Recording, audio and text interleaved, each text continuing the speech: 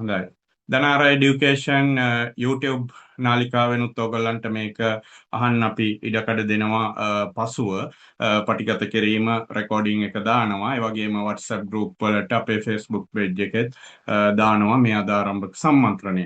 ඉතින් ශ්‍රී ලංකාවේ අද්විතීයම විභාගයක් අද්විතීයම රාජ්‍ය සේවයේ අද්විතීය තනතුරකට රාජ්‍ය සේවයට නායකත්වය දෙන ඉහළින්ම වැජඹෙන තනතුරකට පත් වෙන්න තියෙන ඊටාම තරංකාරී අවස්ථාවකට අභියෝගාත්මක අවස්ථාවකට ඒ අභියෝගය ඊටාම ශක්තිමත් බාරගත් පිරිසක් විදියට මම ඔයගොල්ලන්ට ඉමහත් සුභාශීර්ෂණය ප්‍රාර්ථනා කරනවා. හරි මම ඔයගොල්ලෝ ප්‍රශ්න වලට පස්සේ උත්තර දෙන්නම්. සුභාශිංසනය හැමෝටම ප්‍රාර්ථනා කරනවා අතිශය තරංකාරී විභාගයක් රාජ්‍ය සේවයේ ඉහළම වගකීම් දරන්න කොච්චර තරඟය වැඩි වුණත් මම ඒකට කොහොම හරි මුහුණ දෙනවා මම මේ කඩේම කොහොම හරි ජය ගන්නවා කියලා ඒ අදිෂ්ඨාණයෙන් ඔයගොල්ලෝ ඇවිල්ලා තින්නේ අදිෂ්ඨානයේ සෑහෙන්න වටිනවා. එතකොට පරිපාලන සේවා විභාගය ගැන හැඳින්වීම තමයි මේකේ අරමුණ. අපි පන්ති මාලාවක් කරනවා. මේ දනාරා এডুকেෂන් ආයතනය මම ඇතුළු දේශකවරුන් පිරිසක් සම්පත්දායකත්වයේ සපයනවා. මගේ පවුලේ සමාජිකයන් සහ හිතවතුන් කීප දෙනෙක් කළමනාකරණකාරීත්වය සහ හිමිකාරීත්වය දරනවා. අපි මේක සම්පත්දායකයෝ විතරයි. අපි සියලු දෙනාම රාජ්‍ය සේවයේ මම පරිපාලන සේවයේ වසර 13ක් තිස්සේ අද අපිත් එක්ක සම්බන්ධ වෙන අසංක සර් ඒවා මගේම බැජ් එකේ අවුරුදු 13ක් තිස්සේ පරිපාලන සේවයේ ඒ වගේම අපි ඉස්කෝලේ යන වයසේ ඉඳන් ශ්‍රී ලංකා ගණකාධිකරණ සේවයේ ඊටාම කීර්තිමත් නිලධාරියෙක් විදිහට කටයුතු කළා. මේ වෙනකොට ඔගොල්ලෝ හැඳුනුම්පත ගන්න යන පුද්ගලයන් ලියාපදිංචි කිරීමේ දෙපාර්තමේන්තුවේ ප්‍රධාන ගණකාධිකාරී ධූරය දරන අපේ සුසන්ත සමරවික්‍රම සර් මාත් එක්ක ඉන්නවා අපිත් එක්ක මේ දනාර এডুকেෂන් එකේ අපි තුන්දෙනා ප්‍රධාන වශයෙන් විෂයන් කරන අතරේ ආරාධිත දේශන කරනවා එක් විෂය ප්‍රවීණයන් ගෙස් ලෙක්චර්ස් විදියට පරිපාලන සේවයේ සහ ඒ හා සමාන්තර ඒ හා සමාන උසස් තරඟ විභාග සමත් වෙලා උසස් දැනුමකින් සමන්විත ඉන්න වෘත්තිකයන් ගෙන්නලා ආරාධිත දේශන තියලා ඔයගොල්ලන් දැනුමෙන් පොහොසත් කරන පාඨමාලාවක් තමයි දනාරා এডুকেෂන් ආයතනය විසින් ක්‍රියාත්මක කරන්නේ.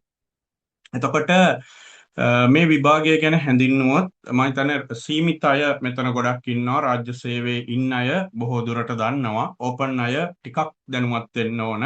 ඉතින් සමහර අපේ සීමිත විභාගයට ඊටාම සාර්ථක පන්තියක් අපි මේ දිනවල ක්‍රම සම්පාදන සේවයේ මගේ මිතුරියක් වන කෞශල්‍යා දිල්හාරා ද සිල්වා මහත්මිය එක්ක අපි කරගෙන යනවා සෑම මාසයකම පන්ති ගාස්තු ගෙවලා එකතු වෙන සංඛ්‍යාව දැන්ට මාස 3ක් තිස්සේ 750 ඉක්මවලා තියෙනවා. සමස්තයක් විදිහට 1000කට අධික සිසුන් පිරිසක් අපෙන් ඉගෙනගෙන තියෙනවා ක්‍රම සම්පාදන සේවා සීමිත විභාගයට. එතකොට ඒ අතර තමයි පරිපාලන සේවා විභාගයේ ගැසට් කරන බවට නිල වශයෙන් ගරු විශේෂභාර අමාත්‍යතුමන් සහ රාජ්‍ය පරිපාලන අමාත්‍යාංශය ප්‍රකාශයට පත් කරන්න යෙදුණා. අපි දනාරා এডুকেෂන් ආයතනය සහ මේ අපිව මම ඇතුළු වූ ඒ අපේ වෘත්තීය මට්ටමින් මේ විභාගයට මඟ පෙන්වන පන්ති පවත්වන දේශන පවත්වන දේශකවරුන් කිසිම වෙලාවක ගැසට් කිරීමට කලින් අවුරුදු ගාණක් තිස්සේ පන්ති පටන් ගන්නෙ නැහැ. ඒක විභාග අපේක්ෂකයන් මුලා කිරීමක් නිසා ඒ නිසා අපි මෙවරත් ඒ ස්ථාවරයේම තමයි හිටියේ. මේ වෙනකොට ගැසට් එක අවුට් නොවුනට ගැසට් කරනවා කියලා ඒ විශේෂභාර අමාත්‍යාංශය නිල වශයෙන් ප්‍රකාශ කළා තියෙන නිසා දැඩි ඉල්ලීම මත තමයි අපි මේ විදියට ආරම්භයක් ගන්න හිතුවේ. ඒකෙත් අපි ගැසට් වෙනකන් යම් සහනදායී පදනමකින් තමයි පන්ති කරන්නේ. ඒ ගැන මම පසුව කියන්නම්. එතකොට පරිපාලන සේවය අපේ රටේ රාජ්‍ය සේවයේ පැරණිම විධායක සේවය කියලා ඔයගොල්ලෝ දන්නවා. ඉතිහාසය හොයාගෙන ගියොත් මේක බ්‍රිතාන්‍යයන්ගෙන් අපිට ලැබිච්ච උරුමයන්ගෙන් එකක්. බ්‍රිතාන්‍යයන් ශ්‍රී ලංකාවේ යටත් විජිතයක් කරගන්නකොට ලංකාවේ තිබුණේ රාජ්‍ය ආණ්ඩු ක්‍රමය, බ්‍රිතාන්‍යයේ තිබුණේ පාර්ලිමේන්තු කැබිනට් මණ්ඩල ආණ්ඩු ක්‍රමයක් සහ රාජ්‍ය නිලධාරීන් විසින් බ්‍රිතාන්‍ය බ්‍රිටිෂ් සිවිල් සර්විස් බ්‍රිතාන්‍ය සිවිල් සේවය මගින් පාලනය වෙන රාජ්‍ය සේවයක්. අපේ රටේ තිබුණේ අධිකාරම්වරු නිලමෙවරු ඒ වගේ රටේ මහත්තරු දිසාවෙවරු මෙහිම පාලන ක්‍රමයක් තමයි අපිට තිබුණේ.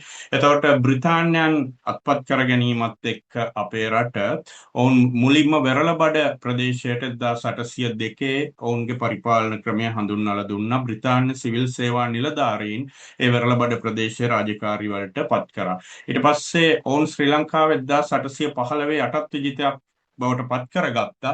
ඒ යටත් විජිතයක් මුළු ලංකාවම බ්‍රිතාන්‍යයන්ට යටත් කර ගැනීමේ මෙහෙයුමේ තනිකරම තිරේ පිටුපස භූමිකාව කරේ බ්‍රිතාන්‍ය සිවිල් සේවකයෙක් වන ජෝන් ඩොයිලි. ජෝන් ඩොයිලිගේ දිනපොත් පවා අද පොත් විදියට විකිණෙනවා. ඊට පස්සේ 1833 ඒගොල්ලෝ එයාලගේ සිවිල් සේවකයෝ දෙන්නෙක් වන පෝල් බ්‍රුක් සහ කැමරුන් දෙදෙනා මෙහෙට ගෙන්නලා මෙහෙට හරියන විදිහේ පරිපාලන ප්‍රතිසංස්කරණ ඉදිරිපත් කළා. සිලෝන් සිවිල් සර්විස් CCS එක පිහිටවුවා.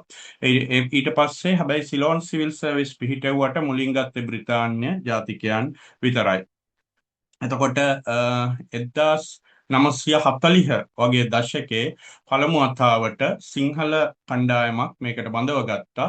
එතකොට පළමු ශ්‍රී ලාංකිකයා සිංහල ජාතිකයා සහ ශ්‍රී ලාංකිකයා සිවිල් සේවාවට එකතු වුණා. C.L. වික්‍රමසිංහ නොහොත් සිරිල් ලෙනාඩ් වික්‍රමසිංහ මැතිතුමා ඔහු පොළොන්නරුව මහදිසාපති සහ රජයේ ඉඩම් කොමසාරිස් ධූරය දැරුවා. ඔහුට වර්තමාන අපේ රටේ පුරවැසියෙක්ගේ ලොකු ඥාතිත්වයක් තියෙනවා. හරියටම කිව්වොත් 8 වෙනි විධායක ජනාධිපති රනිල් වික්‍රමසිංහ මැතිතුමාගේ සීයා. එතකොට සිරිල් ලෙනාඩ් වික්‍රමසිංහ මැතිතුමාගේ පුතා තමයි ඩී.ආර්. විජේවර්ධන. ඔහු ලේක් හවුස් නිර්මාතෘ සිරිල් රෙනාඩ් වික්‍රමසිංහ මැතිතුමාගේ පුතා තමයි එස්මන් වික්‍රමසිංහ. එස්මන් වික්‍රමසිංහ මහත්මයා විවාහ වෙන්නේ ලේක් හවුස් නිර්මාතෘ ඩී.ආර්. විජේවර්ධන මහත්මයාගේ දුවනිය නාලනී විජේවර්ධන එක්ක නාලනී වික්‍රමසිංහ වෙනවා පස්සේ. ඊට පස්සේ ලේක් හවුස් එක අයිති වෙන්නේ එස්මන් වික්‍රමසිංහ මහත්මයාට. එස්මන් වික්‍රමසිංහ මහත්මයාගේ පුතෙක් තමයි විධායක ජනාධිපතිවරයෙක් වෙච්ච පක්ෂ නායකගේ මැතිවරයෙක් වෙච්ච රනිල් වික්‍රමසිංහ මැතිතුමා. එතකොට 1940 පටන් ගත්තට පස්සේ මේකට ශ්‍රී ලාංකිකයන්ට එන්න අවස්ථාව තිබුණා. මුලින් ඉංග්‍රීසි භාෂාවෙන් විතරයි විභාගිත වුණේ. 1972 ශ්‍රී ලංකාව ජනරජයක් වුණාට පස්සේ මේ විදියට සිංහල භාෂාවෙනුත් විභාග තියෙනවා. ඒ වගේම සිලෝන් සිවිල් සර්විස් එක ලංකා සිවිල් සේවය ලංකා පරිපාලන සේවය බවට 1963 අවුරුද්දේපත් වුණා. පේපර් ගැන කියන්නම්. ඊළඟට ශ්‍රී ලංකාව ජනරජයක් වීමත් එක්ක ලංකා පරිපාලන සේවය 1972 ශ්‍රී ලංකා පරිපාලන සේවය වෙනවා. ඉතින් ඒක නිසා අපි හඳුන්වනවා new generation of civil service කියලා. ඔයගොල්ලෝ එන්න හදන්නේ අන්නේ අලුත් පරපුරට. ඒක නිසා මම අද ඉඳලා අපිත් එක්ක එකතු වෙලා පාඩම් කටයුතු කරන පන්ති වලට එකතු වෙන අය හඳුන්වන්නේ new generation of civil service කියලා. කීර්තිමත් ශ්‍රී ලාංකිකයෝ බ්‍රැඩ්මන් වීරකෝන් සර් වගේ අග්‍රාමාත්‍යවරු 7 දෙනෙක්ගේ රාජ්‍ය නායකයන් 7 දෙනෙක්ගේ ලේකම් ධූරය දරුවා. ඒතකොට ජනාධිපති ලේකම් ධූරය, අගමැති ලේකම් ධූරය, කැබිනට් ලේකම් ධූරය, භාණ්ඩාගාර ලේකම් ධූරය, මහින්ද දේශප්‍රිය සර්ලා වගේ මැතිවරණ කොමසාරිස් ජෙනරාල් ධූරය දරනවා. දැන් මේ 2013 මම පරිපාලන සේවයට ආවේ. මගේ කණ්ඩායමේ සහෝදරියක් කෙන්යාවේ ශ්‍රී ලංකා මහ කොමසාරිස් තනතුර මේ වෙනකොට දරනවා. ඒවා විදේශ සේවයේ තනතුරු. නමුත් දක්ෂතා මත ඒවටත් අපිට යන්න අවස්ථාව තියෙනවා. එතකොට මහදිසාපතිවරු දිස්ත්‍රික් ලේකම් කියලා අද හඳුන්වන. ඊළඟට ප්‍රධානම රටේ පරිපාලන ව්‍යුහය මෙහෙවන ප්‍රාදේශීය ලේකම් තනතුරු, ආයතන ප්‍රධාන තනතුරු, අධ්‍යක්ෂ ජෙනරාල් තනතුරු. ඒ තනතුරු විශාල ප්‍රමාණයක් තියෙන සේවාව තමයි මේක. ඒක තමයි අනිත් සේවාවට සාපේක්ෂව මේ සේවාවට එන්න තරඟය වැඩි සහ ඉල්ලුම වැඩි.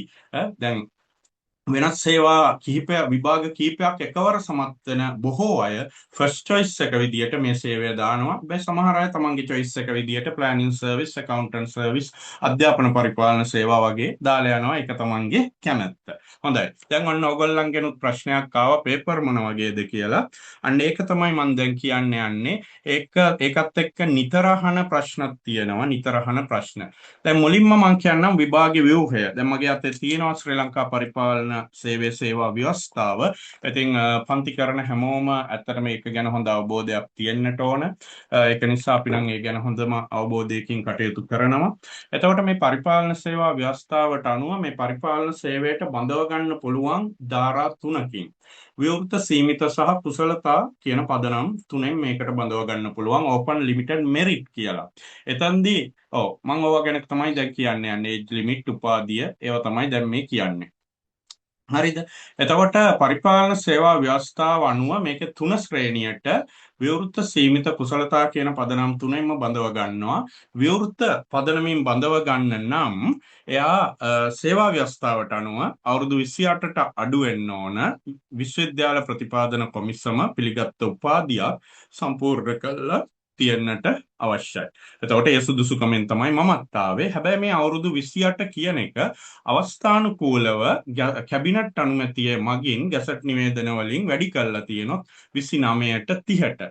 සමහර SLES වගේ සේවාවල ඒක 32ටත් ගියා. එතකොට මේවත් ආවේ දැන් 2021 පොදු තරඟ විභාගයෙන් අවසාන වශයෙන් බඳවගත්තට පස්සේ ඒකේ මේ විශේෂ දෙවෙනි කොටස 2023 තියලා අවසාන වශයෙන් බඳවගත්තේ අවුරුදු දෙකමාරක දීර්ඝ බඳවා ගැනීමේ ක්‍රියාවලියකින් තමයි අන්තිමට බඳවගත්තේ. ඉතින් ඒකෙන් පස්සේ 2021 පස්සේ මේ විභාගේ අයදුම් කරන්න බැරි වුණ නිසා විශාල පිරිසකට දැන් ඉල්ලීමක් තියෙනවා විවෘත තරඟ විභාගයේ 35 කරන්න කියලා.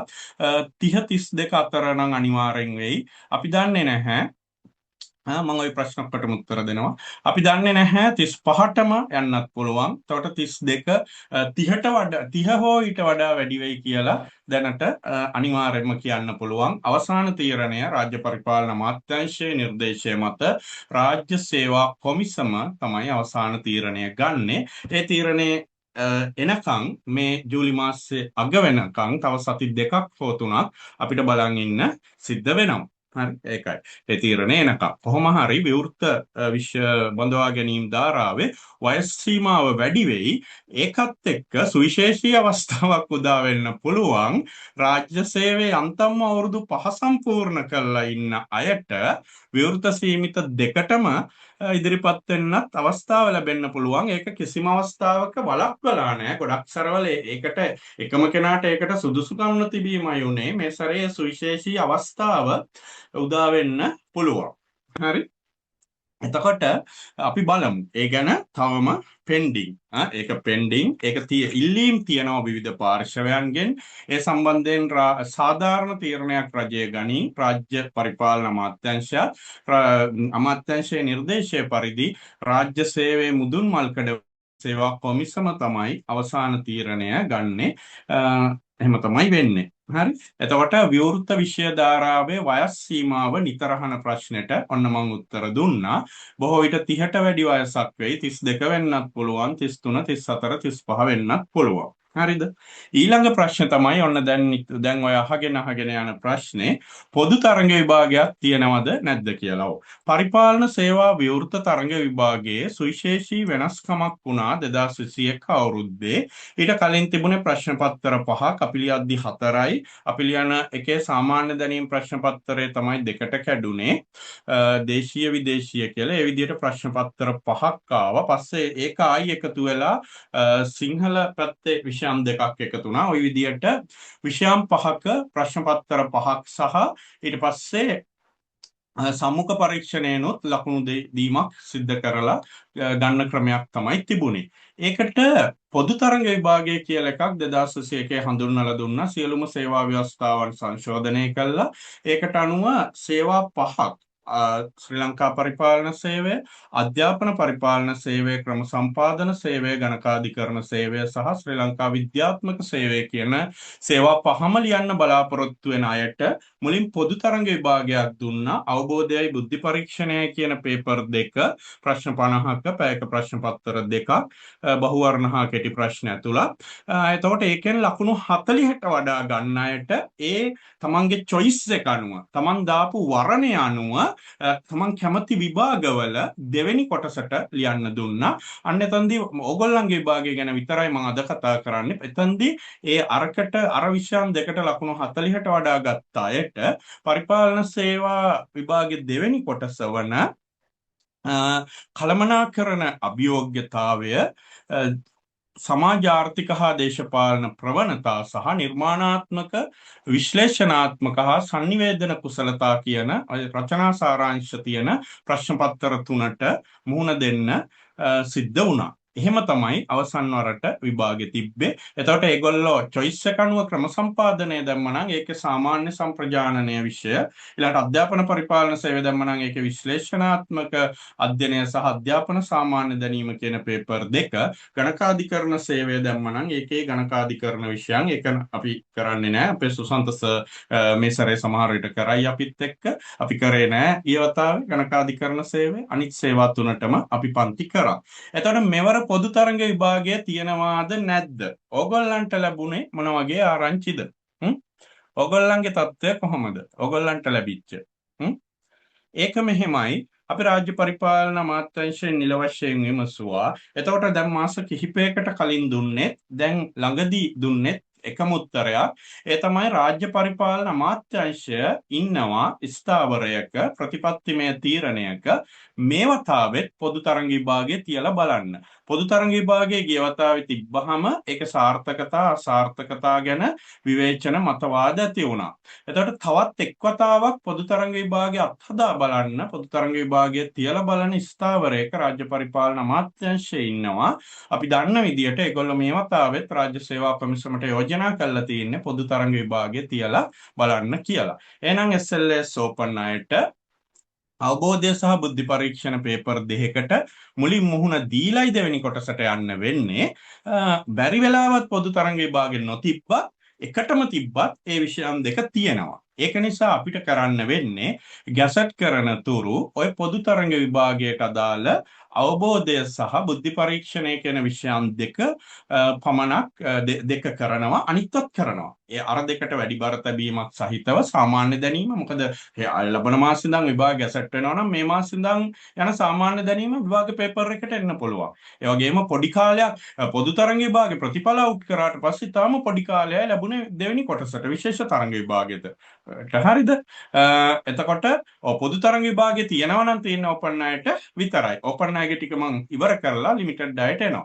එතකොට ඒක නිසා අපි පොදු තරඟ විභාගයට පන්ති කරන අතරේ විශේෂ තරඟ විභාගයේ විෂයනුත් යම් මට්ටමකට කරනවා. ඒකේ කළමනාකරණ සිද්ධි අධ්‍යයනයට ඉතින් ඒකේ ඔය කවුරුත් දන්නවා, අනිත් පන්ති කරන අපේ සහෝදර හිතවතුනුත් දන්නවා කළමනාකරණ සිද්ධි අධ්‍යයනයට ලංකාවේ ඉන්න හොඳම බ්‍රෑන්ඩඩ් දේශකයා කවුද කියලා දන්නවා. ඉතින් මම වෙනත් ප්‍රවීණ ගුරුවරයෙක්ගේ පන්තියක ඒ විෂය උගන්වලා තමයි මම ආවේ. අදටත් කළමනාකරණ සිද්ධි අධ්‍යයනය මම ওই තියෙන හැම පන්තියකම උගන්වලා තියෙනවා. ඔය පන්ති කරන ජනප්‍රිය හැම පන්තියකම මම ඒක උගන්වලා තියෙනවා. අන්තිමට මම එවෙන් අයින් වෙලා ස්වාධීන ගමනක් පටන් ගත්තා. මගේ ගෝලයෝ මේකේ ඇති.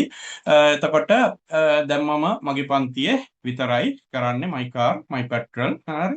ඒ වගේම සාමාන්‍ය දැනීම මගේ ආසම විෂයක්. මම ඒකත් කරනවා. අවබෝධය planning service limited කරන අය දන්නවා. අවබෝධයේ විෂයත් මගේ ආසම විෂයක්. මොකද මම කළමනාකරණය උපාධියට කරේ ජයවර්ධනපුර විශ්වවිද්‍යාලේ. හැබැයි සිංහල ප්‍රශ්න පත්‍රයට අපේ බැච් එකේ වැඩිම ලකුණු තිබුණේ පෙරාදෙණිය විශ්වවිද්‍යාලයේ සිංහල උපාධියක් කරපු මේ අසංක සර්ට ඔයගොල්ලන්ට ඒ විෂය උගන්වන. ඉතින් ඊට පස්සේ දෙවෙනියට හෝ තුන්වෙනියට වැඩිම ලකුණු විදියට ලකුණු 68ක් මට තිබුණා. ඒකට හේතුව ඒ සිංහල කියවීම සහ අවබෝධය පැත්තේ සාහිත්‍ය පැත්තේ විෂයන් මගේ විනෝදාංශය වුණා කැම්පස් කාලේ. මම විශ්වවිද්‍යාලේ කළමනාකරණය කරාට කාව්‍ය රචනය, ගීත රචනය කරා. සාහිත්‍ය උළෙලවල් වල හිමිදිරිය වගේ සාහිත්‍ය උළෙල ජපුරේ මගේ නිර්මාණ දිනුවා. රඹුකන සිද්ධාර්ථ හාමුදුරුවෝ, ප්‍රනීත් අබේසුන්දර සර්, සුනිල් ආරියරත්න සර් තමයි විනිශ්චය කරේ. ඉතින් ඒව එකතු කළා මම මෙන්න මේ වගේ පොතක් විශ්වවිද්‍යාලයේ අන්තිම අවුරුද්දේ කවි පොතක් එළි දැක්වුවා. එතකොට මේකේ ජනප්‍රිය ගායකයෝ දෙන්නෙකුත් මේකේ ගීත දෙකකට දැන්ට තනු නිර්මාණය කරලා තියෙනවා. මේ තියෙන සුනිල් ආරියරත්න සර් මට දීපු සහතිකය. සිංහල විෂය උසස් පෙළ ඉඳන් සිංහල විෂය අතින්වත් නොඅල්ලපු කළමනාකරණ විද්‍යාර්ථියෙක් මෙහෙම පොතක් ලියන එක පුදුම සහගතයි කියලා සුනිල් ආරියරත්න සර් කියනවා. එතකොට ඒක නිසා මගේ විනෝදාංශයක ඒක නිසා අවබෝධය ඇතුළු තියෙන තරඟ විභාගයක් සමත් වෙලා මට මේ ප්‍රශ්න පත්‍රය ගැන හොඳ අත්දැකීම් තියෙනවා. හැම විභාගයකටම කළා තියෙනවා. මේ ළඟදී තිබ්බ විදුහල්පති සේවයේ අවබෝධයේ ප්‍රශ්න පත්‍රය ගුරුවරු කියනවා මගේ ඉගැන්වීම හොඳයි අවබෝධයේ ප්‍රශ්න පත්‍රය ඉතාම සාර්ථකව ලිව්වා කියලා ගුරුවරු කියන්නේ. ගුරුවරුන්ට බොරු කරන්න බෑනේ. ඒකට මෙතනත් ඇති මගෙන් ඉගෙන ගත්ත අය. ඒ අය දන්න ඔයගොල්ලන්ට ඉතින් අද වැඩි විස්තර කියන්නේ පන්තියේදී ඒක දැනගන්න පුළුවන්. ඉතින් ওই ටික මම කරනවා. එතකොට දැන් එහෙනම් ඕපන් අයට මේ IQ IQ වලට තමයි අපේ සුසන්ත සර් ඉන්නේ ගණන්කාරයෙක්. IQත් මම ඉඳලා හිටලා මමත් කරයි. මම ප්‍රධාන වශයෙන් මගේ මේ අර විෂයන් ටිකට අවධානය යොමු කරන අතරතුර ඉඳලා හිටලා IQ මමත් කරනවා. ප්‍රධාන දේශකවරයා සුසන්ත සර්. ඒ වගේම අවබෝධය සහ නිර්මාණාත්මක sannivedana හා විශ්ලේෂණාත්මක කුසලතාවල ප්‍රධාන දේශකයා සංක සර්. ඒවා ඉඳලා හිටලා මම කරනවා. මොකද මම මේ හැම විෂයක්ම උගන්වලා තියෙන නිසා හැබැයි ප්‍රධාන වශයෙන් මම අවධානය යොමු කරන්නේ කළමනාකරන සිද්ධි අධ්‍යයනයටයි සාමාන්‍ය දැනීමටයි. දැන් පොදු තරඟ විභාගය තිබ්බොත් සහ ලිමිටඩ් එකෙත් කළමනාකරන සිද්ධි අධ්‍යයනය නෑ විෂයානුබද්ධ සිද්ධි අධ්‍යයනය තියෙන්නේ. ඒ නිසා එතනදි මට කාලය ඉතුරු වෙන නිසා මම අවබෝධය සහ IQ කරනවා. පොදු තරඟ විභාගය තිබ්බොත් මමත් ඒවයි යම් මට්ටමකට දේශන කරනවා. හරි. ඒකට කළමනාකරන සිද්ධි අධ්‍යයනය එන්නේ දෙවෙනි කොටසේනේ. හැබැයි පළවෙනි කොටසේ ඔයාලගේ ටච් එක තියාගන්න ඒවයි දේශන කීපයක් කරනවා. ඒ වගේ ඔයගොල්ලෝ කොයි විදියට ආවත් විභාගයට හොඳට සන්නද්ධ කරන්න අපි සූදානම් වෙනවා. හොඳයි ඊළඟට මම එන්නම් දැන් සීමිත කට්ටිය නලියනවා ඇති අපි ගැන කියන්නේ නැත්තේයි කියලා. ඔන්න මම කියනවා. දැන් එතකොට සීමිත අයටත් මේ දවස්වල තියෙනවා ක්‍රම සම්පාදන සේවා සීමිත එක ගොඩක් අය ලියනවා. රාජ්‍ය සේවයේ ඉන්න අත්දැකීම් තියෙන අය හොඳට රාජ්‍ය සේවය ගැන දන්න අය. ඉතින් ඒගොල්ලන්ට සමහර අය ඉතින් මට මැසේජ් කරනවා සර් SLPS එකට ගියේ SLAs දැම්ම ගැසට් වෙන්නේ එකක් නැහැ කියලා හිතලා මොකද ඒ සම්බන්ධයෙන් නීති කෘත්‍යයක් තිබුණා. ඉතින් දැන් මම ආස SLAs වලට කියලා එහෙම කියන අය ඉන්න. සමහර අය කියනවා මගේ නම් SLAs වලට එච්චර කැමැත්තක් නැහැ. මම ප්ලෑනින් එකට තමයි කැමති. එහෙමයි ඉන්නවා. ඒක නිසා හැබැයි මේ සර්ව බලන්න සර්ගේ කටහඬ අහන්න ලෙක්චර්ස් වලට එනවා කියලා එහෙමත් කියනවා. හරි. ඉතින් ඔයගොල්ලෝ තෝරගන්න. හැබැයි SLPS ආයෝජනය කළා විභාගේ දාලා දැන් මාස 2-3ක් පන්ති ආපු අය ඒකට මුල් තැන දෙන්න. ගැසට් වෙන්නත් තව කාලයක් තියෙනවා. ගැසට් වෙයි දැන්ට යන විදියට ජූලි අග ගැසට් වෙයි. හරි. සීමිත ගන්නේ 40ක් 30ක් නෙවෙයි. ජූලි අග ගැසට් වෙයි. අගෝස්තු මාසේ 3 වෙනි සතිය වෙනකන් විතර ක්ලෝසින් ඩේට් තියෙයි. නැත්නම් අවසානයේ දක්වා. ඊට පස්සේ අපිට ඒගොල්ලන්ට අගෝස්තු මාසේ හෝ සැප්තැම්බර් මුල යාලගේ විභාගෙ තියෙයි. ඊට පස්සේ මේකට වැඩි අවධානය දෙන්න. හැබැයි පන්තියේ ටච් එකේ ඉන්න. එතකොට අපි ගැසට් දැන් ලිමිටඩ් එකේ විෂයන් ටික. ඒකේ පොදු තරඟ විභාග කතා නැහැ. ඒකේ තියෙන විෂයන් 4යි. අර ඕපන් එකේ තියෙන සාමාන්‍ය බුද්ධිය ඒ විදිහටම ඒගොල්ලන්ටත් තියෙනවා. එතකොට අපි IQ බුද්ධි පරීක්ෂණය මේ එකටම තමයි දේශන කරන්නේ. ඊළඟට අනිත් පැත්තෙන් මේ ඕපන් එකේ තියෙන ශ්‍රී ලංකාවේ සමාජාර්ථික දේශපාලන පසුබිම හා ගෝලීය ප්‍රවණතා ඔය ඕපන් එකේ තියෙන සාමාන්‍ය දැනීම එක මේගොල්ලන්ටත් තියෙනවා. ඒ විදිහටම හැබැයි ඕපන් එකේ පොදු තරඟ විභාගෙ තිබ්බොත් එයාලට ඒකෙන්නේ දෙවෙනි කොටසේ ලිමිටඩ් එකට එහෙම කතාවක් නැහැ වන් ෂොට් ඒක එනවා. එතකොට ওই විෂයන් දෙකටම අපි දේශන තියන්නේ බොහෝ විට ඕපන් ලිමිටඩ් දෙගොල්ලන්ටම එකට. ඊළඟට ලිමිටඩ් එකේ අයට තියෙන විශේෂ විෂය තමයි ඒගොල්ලෝ දැන් රාජ්‍ය සේවය අවුරුදු 5ක් 10ක් 15ක් 20ක් හිටපු අය. ඉතින් රාජ්‍ය පරිපාලන විෂයානුබද්ධ අධ්‍යයනය. ඒක එන්නේ මේ රාජ්‍ය සේවයේ කටයුතු කරද්දී එන ගැටලු අසුරෙන් එන්නේ ගැටලු විසඳීම් පරිපාලන තීරණ ගැනීම අසුරෙන් ඕගොල්ලන්ට SLAs ඇවිල්ලා කරන්න තියෙන ඒවා. ඒකට ආයතන සංග්‍රහය කාර්ය පටිපාටික රීති රාජ්‍ය සේවා කොමිෂන් සභාවේ සහ මුදල් රෙගුලාසි වලින් තමයි මේ ප්‍රශ්න පත්‍රය හැදෙන්නේ. එතකොට අපි රාජ්‍ය සේවයට ගියාට පස්සේ SLAs ගියාට පස්සේ සුසන්තස account service ගියාට පස්සේ සමහර අය ක්‍රම සම්පාදන සේවයට ගියාට පස්සේ ඒගොල්ලන්ට නම් ටිකක් මේක අඩුවෙන් ටච් වෙන්නේ. යාලා ක්‍රම සම්පාදනයේ ඉන්න හින්දා විශේෂයෙන් SLAs සහ accountant service අයට අපි SLAs ගියහම අපි අපේ බයිබලය කරගන්නේ ආයතන සංග්‍රහයත් කාර්යපටිපාටිකරීති ඊළඟට ගණකාධිකරණ සේවය බයිබලය කරගන්නේ මුදල් රෙගුලාසි සංග්‍රහය. ඉතින් පොත් තුනම මගේ ගෙදර පුස්තකාලෙත් තියෙනවා, ඔෆිස් එකෙත් තියෙනවා. එතකොට ඕකෙදී සාමාන්‍යයෙන් පරිපාලන සේවා නිලධාරියෙකුට SLS ඔෆිස් කෙනෙකුට මුදල් රෙගුලාසි උගන්වන්න බැරි කමක් නැහැ. හැබැයි දවස ගානේ තප්පරයක් ගානේ දිනපතා උදේ හවස මුදල් රෙගුලාසි එක්ක ගැටෙන්නේ අපි නෙවෙයි, ගණකාධිකරණ සේවයේ අපේ සහෝදර නිලධාරී මහත්මී. ඉතින් මගෙත් ගුරුවරයෙක් වන මම SLS වලට එන්න කලිනුත් මගෙත් ගුරුවරයෙක් වන සුසන්ත සමරවික්‍රම සර් ඕගොල්ලන්ට මුදල් රෙගුලාසි කොටස කරනවා. ඒ වගේම සර් IQ එක කරනවා ඕපන් ලිමිටඩ් දෙකටම. හරි. එතකොට සර් මාත් එක්ක හෝල් ක්ලාස් වලත් ওই විෂයන් මම හෝල් ක්ලාස් වල මැනේජ්මන්ට් උගන්වද්දි සර් ওই විෂයන් දෙක ඊටාම සාර්ථකව උගන්වන, සරලව උගන්වන. මේ IQ අමාරු කරනවා සමහර ගුරුවරු IQ අමාරු කරනවා. ඒ කියන්නේ ඒගොල්ලෝ වැඩකාරයෝ කියලා පෙන්වන්න වෙන්න පුළුවන් නේ. නැත්තම් IQ ලේසි නෑ කියලා පෙන්වන්න වෙන්න පුළුවන්. අපි එහෙම නෙමෙයි. අපි IQ සරලව අඩු කිරීම එකතු කිරීම අඩු කිරීම බෙදීම ඉඳලා සරලව පෙන්නනවා. මේ බෝඩ් එක පිරෙන්න ගණන් හදලා සුහන්සර්ගෙත් ඒ වගේ එකක් තියෙනවා. ඉතින් ඒ විදිහට තමයි අපි නම් කරන්නේ. බොරු නම් අහලා බලන්න. මම ඔයගොල්ලෝ සම්බන්ධ කරන්නම්. ඔයගොල්ලෝ ඉන්න WhatsApp group එක වගේම විදුහල්පති සේවයේ ගුරුවරු ඉන්න WhatsApp group එකක් තියෙනවා. විදුහල්පති සේවයේ අගේ IQ මම අන්තිම දවසේ කරපු ප්‍රශ්න වලින් ප්‍රශ්න පහක් මුල ප්‍රශ්න පහ විදිහට ඒ විදිහේ ඒ ප්‍රශ්නම නෙවෙයි ඒ විදිහේ ප්‍රශ්න ඇවිල්ලා තිබුණා ඒකට. ඒජ් ලිමිට් එක මේකේ විවෘත එකට වගේම ඒජ් ලිමිට් එකක් තියෙනවා. වයස් සීමාවක් පරිපාලන සේවා සීමිත අයට කීයද ඒක මට කියන්න පුළුවන්. අර වෝල්ට ප්‍රනාන්දු මහත්තයාගේ ජනප්‍රිය සින්දුවකින් කියන්න පුළුවන්. අවුරුදු 53යි වයස බැලු බැල්මට කියන්න බෑ කියලා සින්දුවක් තියෙනනේ.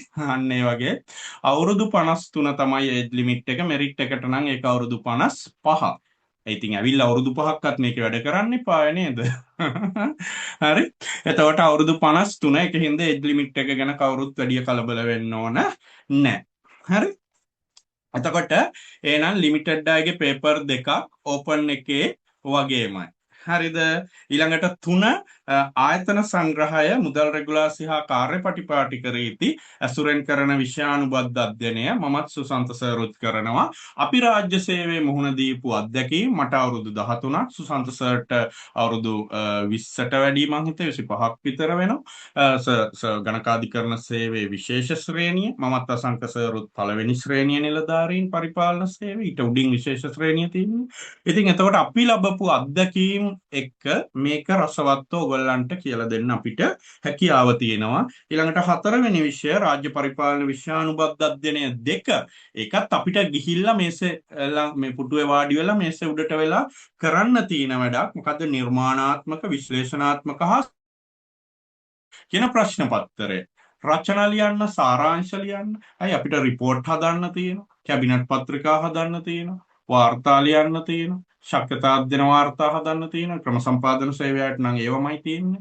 ඉතින් ඒක සම්බන්ධ කුසලතා. ඉතින් සිංහල දැනුම ඕන, ව්‍යාකරණ දැනුම ඕන, සිංහල ඩිග්‍රියක් නැහැ, සිංහල මූලික දැනීමක් නැහැ කියලා කවුරුත් කලබල වෙන්න එපා. අසංක සර් ඒක හොඳටම ඒ ටික කරලා ගනීවි ඔයගොල්ලන්ට.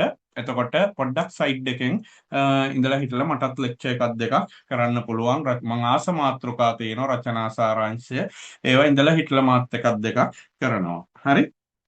වෙලාව තියෙන විදියට. හරි. හරි. එතකොට මේ විභාග වලට ඉතින් හතු පිපෙන්න වගේ පන්ති තියෙනවා. මේක විශාල පිරිසක් කරන නිසා ඉතින් ගොඩාක් අය පන්ති පටන් ගන්නවා රැල්ලට. මේ අපේ විරුද්ධත්වයක් නැහැ. අපි ඒ කියන්නේ කාටවත් එහෙම මේ පහර ගහන්න අපිට අවශ්‍ය නැහැ. හැබැයි අපිට එක දෙයක් කියන්න ඕන. අපි කියනවා මේ විභාගයෙන් ඔයගොල්ලෝ ඊතර කරන්න නම් ඒ ගුරුවරයා මේ වගේ පරිපාලන සේවා හෝ එහා සමාන වෙනත් උසස් වෘත්තීය තරඟ විභාගයක් සමත් වෙලා ඒ ඔයගොල්ලෝ දකින සිහිනේ යථාර්ථයක් බවට පත් කරගත්ත කෙනෙක් වෙන්න ඕන. ඔයගොල්ලෝ ඊතර වෙන්න බලන කඩයිමෙන් එයා ඊට කලින් ඊතර වෙන්න වෙලා තියෙන්න ඕන. හරි. ඔව් ලිමිටඩ් වලට වාර 2යි තිබුණේ ඒක chances 3ට වෙනස් කරાવી කියලා බොහෝ දුරට දැන්ට තොරතුරු තියෙනවා. අපි බලමු. ප්ලෑනින් සර්විස් වල ඒක කරලා තියෙනවා. වාර ගණන අවස්ථා 3 වෙයි. මොකද ඒක ඉල්ලීමක් බොහෝ අයගේ. ආයෙ වගේම බඳව ගන්න දැනට අනුමැතිය ලැබිලා ස්ක්‍රීන් සහ තීරණය කරලා තියෙන්නේ 150 40 10. විවෘත 150ක් ඒක තමයි සේවා ව්‍යවස්ථාවේ තියෙන්නේ. ගන්න අයගෙන් 75ක් වෙන්න ඕන විවෘත.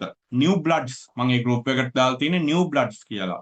එතකොට 75ක් විවෘත. එතකොට 200ක් ගන්නවා නම් 150ක්. 100ක් ගන්නවා නම් 75ක්. ඊළඟට 120ක් සීමිත.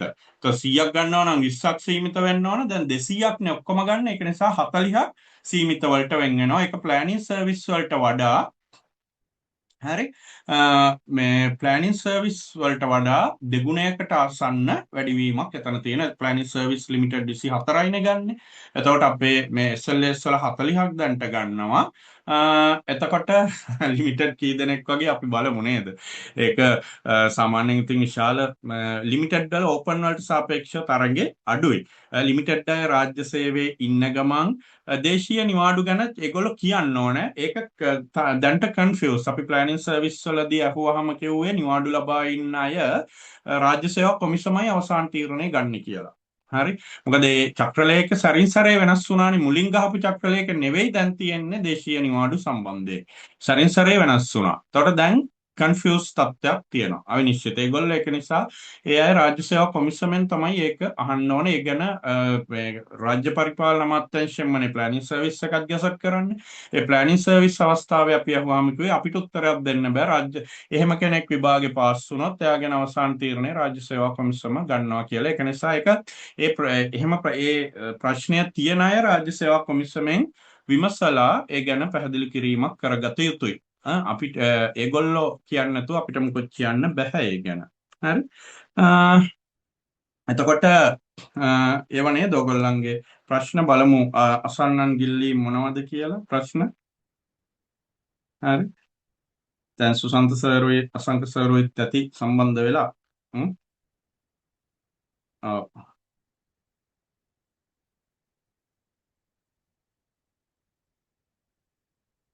හරි. ඉතින් කලින් වෙන තැන්වල ගියා බැරි වුණා. එහෙම පොඩ්ඩක්වත් හිතන්න එපා. අපි ඒක නිවැරදිවම ඔයගොල්ලෝ මෙහෙවනවා. මට කියන්න තියෙන්නේ මේ පන්ති පවත්වද්දි මම කිව්වා එකක් එයා මේ කඩයිමෙන් ලිමිටඩ් 27 නෙමෙයි. ඒක වැරදි.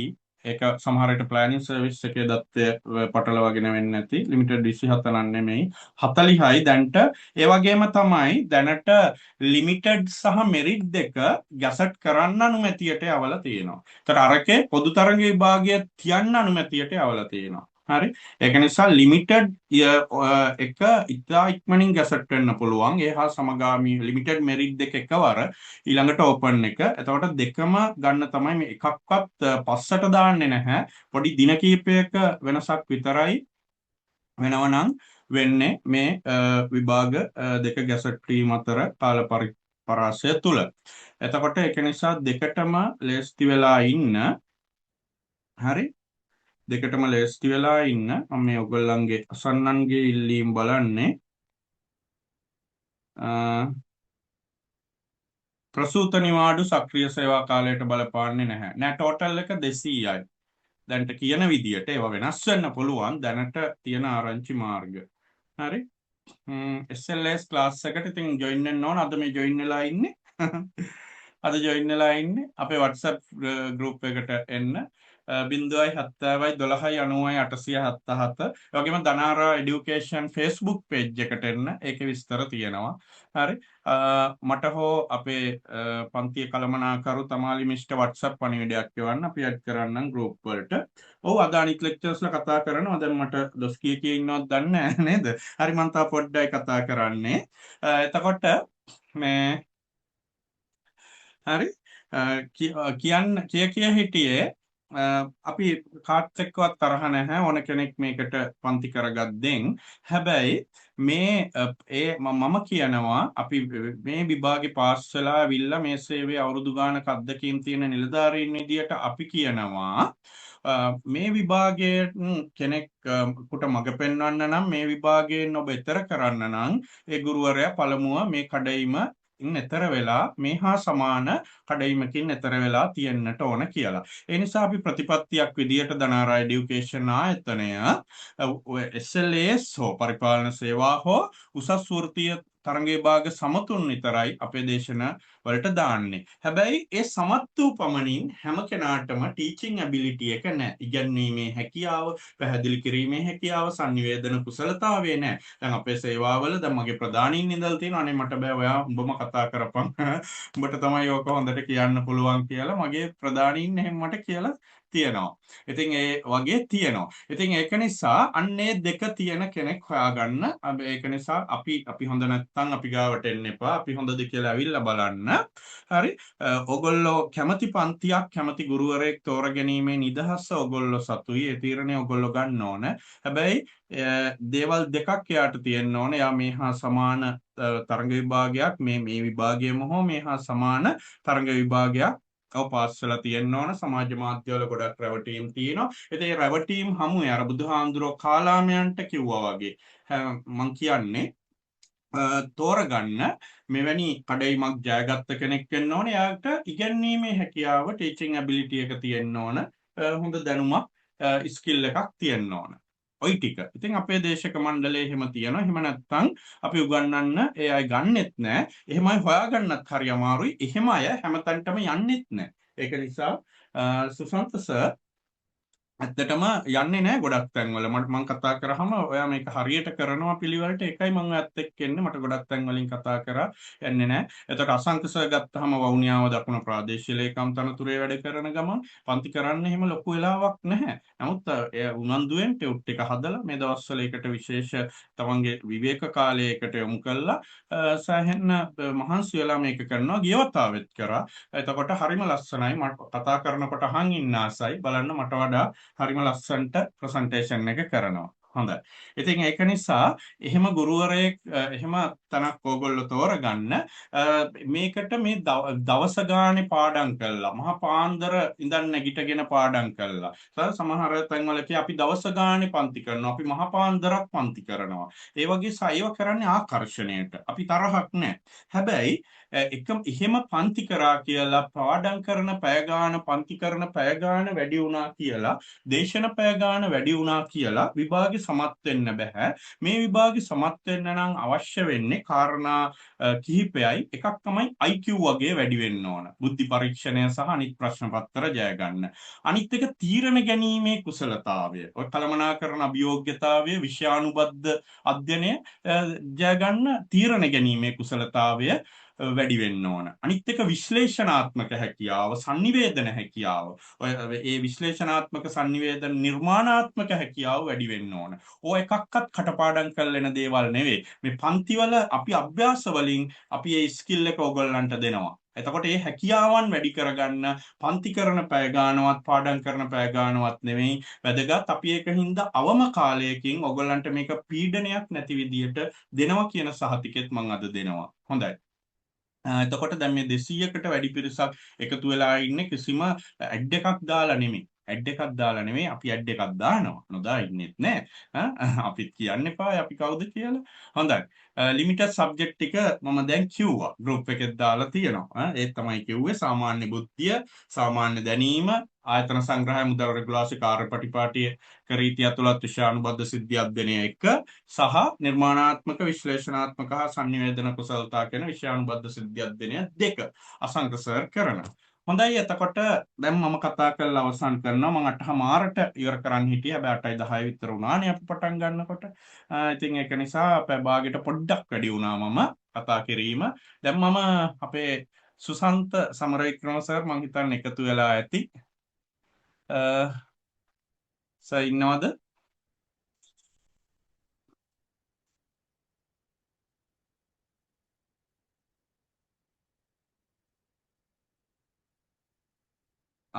මයික් එක ඔන් කරලා කතා කරන්න බැහැ.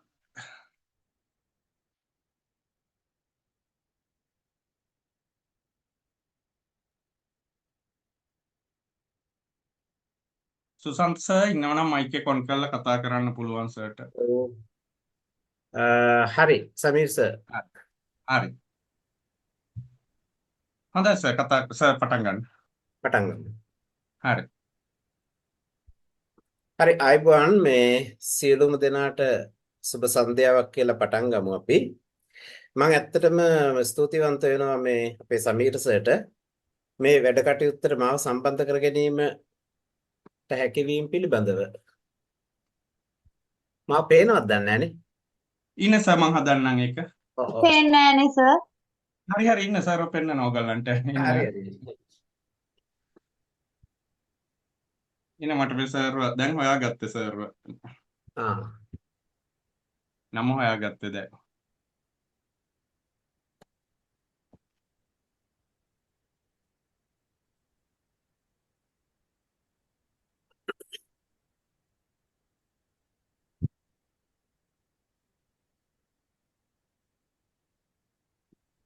හරිනේ. හරි. හරි. එහෙනම් මේ නැවත වතාවක් සුබ සන්ධ්‍යාවක් සිදු දෙනාට අපි අ, නිකන් අද හොඳ දවසක් මම දැක්කා සමීසගේ මම ඇත්තටම අහගෙන හිටියා 8යි 10ට වගේ තමයි මා සම්බන්ධ වුණේ මම පොඩක් අහගෙන හිටියා මේ මම හිතන ඔයගොල්ලන්ට සියලුම තොරතුරු විභාගයේ සම්බන්ධව සබ්ජෙක්ට් සම්බන්ධව ඔක්කොම කියලා දුන්නා බොහොම සරලව හා පැහැදිලිව. ඒතර ඒක නිසා ඒ ගැන විශේෂයෙන් ලොකු කතාවක් කරන්න ඕනේ නැහැ. මට විනාඩි 10ක් විතර මම හිතනවා ගන්න පුළුවන් වෙයි කියලා. දැන් ඇත්තටම මේ මට පැවරිච්ච සබ්ජෙක්ට් දෙක තමයි රාජ්‍ය මූල්‍ය කළමනාකරණ ඒ කියන්නේ මුදල් රෙගුලාර් සංග්‍රහය සහ IQ වල කොටස සම්බන්ධ සමීකරණුත් කරයි. IQ මම ගොඩක් කල් ඉඳලා උගන්වනවා. ඒ වගේම ওই මුදල් රෙගුලාසි සංග්‍රහය මූල්‍ය කළමනාකරණයේ විදිහට මම ඔය පිළිගත්ත රජයේ පිළිගත්ත විශාල ආයතන ප්‍රමාණයක ඉගැන්වීම් කරනවා. මිලෝද ආයතනය, ඊගාට ස්ලීඩ් ආයතනය, කළුතරහා මෙහෙ මේ කටාන පොලිස් කොලෙජ් එකේ ගල්ගමු වාරි මාර්ග අභ්‍යාස ආයතනයේ මම විශාල තැන්වල ඒ වගේ රාජ්‍ය සේවකයන් පුහුණු කිරීමේ මධ්‍යස්ථානවල ට්‍රේනර් කෙනෙක් විදියටත් වැඩ කරනවා. ඒක නිසා මට ඒකේ අත්දැකීම් ගොඩක් තියෙනවා. ඒත් එක්කම මූල්‍ය රෙගුලාසි දැන් ඇත්තටම අපි ප්‍රැක්ටිකල් පැත්තට යන්නේ ඒක සමීර සර් කිව්වා.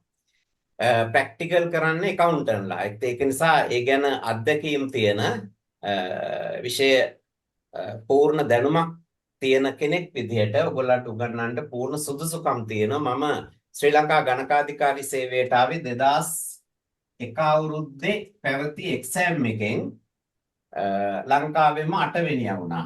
ඕපන් බැච් එකේ ලංකාවෙම 8 වෙනියා වෙලා ඒ වෙලාවේ ගත්තා 153ක් බැච් එකේ. දැන් අපි ඔක්කොම ක්ලාස් 1 ඉහළ තනතුරු වල ඉන්නවා. 153ක බැච් එකක් තමයි අපේ තිබුණේ. එතකොට 2002 2යි එක තමයි අපිට පත් වීම දුන්නේ. ඒතර මේ වෙනකොට රාජ්‍ය සේවය අවුරුදු 24ක් සම්පූර්ණ කරලා තියෙනවා. ඒක නිසා ඇකවුන්ටන්ට් කෙනෙක් විදියට නියෝජ්‍ය අධ්‍යක්ෂ ඊට පස්සේ මූල්‍ය අධ්‍යක්ෂ ප්‍රධාන ගණකාධිකාරී ඔය විදිහේ තනතුරු ගණකාධිකාරී ප්‍රධාන ගණකාධිකාරී ඔය තනතුරු ගොඩක රැස්සක වැඩ කරලා තියෙනවා. ඒක නිසා ලොකු අත්දැකීමක් තියෙන ඉඳ ඕගොල්ලන්ට අපිත් එක්ක හොඳට අත්වල බැඳගෙන මේ ගමන යන්න පුළුවන්. ඒකේ කිසිම සැකයක් නැහැ. ඊට අමතරව මම IQ උගන්වනවා. මම හිතන්නේ අපේ ගෝලියොත් ඇති අර සමීර්ස කිව්වා වගේ මේ අපි ඉගෙනීම් කරන්නේ අද කීයකනේ මම උගන්වන්නේ 1996 මම පටන් ගත්තේ මගේ ටියුෂන් පන්ති. මම කැම්පස් එකේ ෆස්ට් ඉයර් එකේ 1996 ඉඳලා හරියටම අවුරුදු 30ක් නේ. හරියටම දැන් අවුරුදු 30ක් ඉගෙනීම් කරනවා. ඒක නිසා ඒක කිසි සැකයක් තියාගන්න එපා. ගණිතය කියන එක ඉතාමත්ම සරලව ඔයගලගේ IQ දැනුමට එන්න බොහොම ක්‍රමානුකූලව IQ දැනුමක්. ඒ කියන්නේ අර එහෙම් මෙහෙන් අහුලාගත් IQ දැනුමක් අපි ළඟ නැහැ. ක්‍රමානුකූලව IQ දැනුමක් ඕගොල්ලන්ට බොහොම සාර්ථකව කිසි කෙනෙක් ෆේල් වෙන්නේ නැහැ. ඒ ෆේල් වෙන්නේ නැහැ කියන සහතිකය දෙන්න පුළුවන්. නිසා හොඳ IQ දැනුමකුත් එක්ක ඕගොල්ලෝ දැනුමෙන් සන්නද්ධ වෙලා විභාගයට යා ගන්න පුළුවන් මට්ටමක් අනිවාර්යෙන්ම ඇති කරනවා. එතකොට ඒකේ තියෙන තරගෙත් එක්ක තමයි ඕගොල්ලෝ උඩට යන්නේ. මොකද මේක ශ්‍රී ලංකාවේ තියෙන විශාලම තරග විභාගයක්. ඒක දන්නවා මම හිතන සමීසට කිව්වා. විශාලම තරග විභාගයක් තමයි මේ කියන පරිපාලන සේවා විභාගය. ඕකෙන් පාස් වුණොත් ඉතින් එන්ටන තනතුරු ටිකයි ඒව මේ ඔක්කොම මම හිතන්නේ ඔයගොල්ලෝ දැන් දැනුම ලබාගෙන ඉන්නවා. අපි ඒකට හුරු කරනවා වෘත්තිකයන් විදිහට. අන්න එකයි ඊටාම වැදගත්. මෙතන මේ පන්තිය තෝරා ගැනීමට ඔයගොල්ලෝ යොමු වීම ඊටාමත්ම සුවිශේෂී සිද්ධියක් වෙන්න ඕන උතන. දැන් මෙතන ඉන්නවා වෘත්තිකයෝ මැදට 3 දෙනෙක් ඉන්නවා. ඒ 3 දෙනාගේ ඉගැන්වීමට 3 දෙනාම තරඟ විභාග ලියලා තරඟ විභාගයෙන් ඉහළටම සමත් වෙලා රාජ්‍ය සේවයේ දැනට වැඩ කරන 3 දෙනෙක්.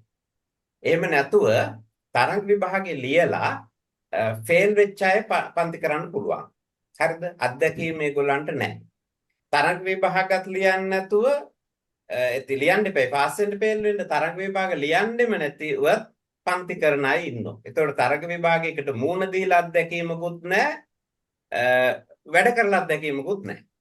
එහෙම කණ්ඩායමකුත් තියෙනවා. හැබැයි මෙහෙමයි මොනවා හරි ටිකක් ඔය කොහෙන් හරි අහුලාගෙන උගන්වනවා.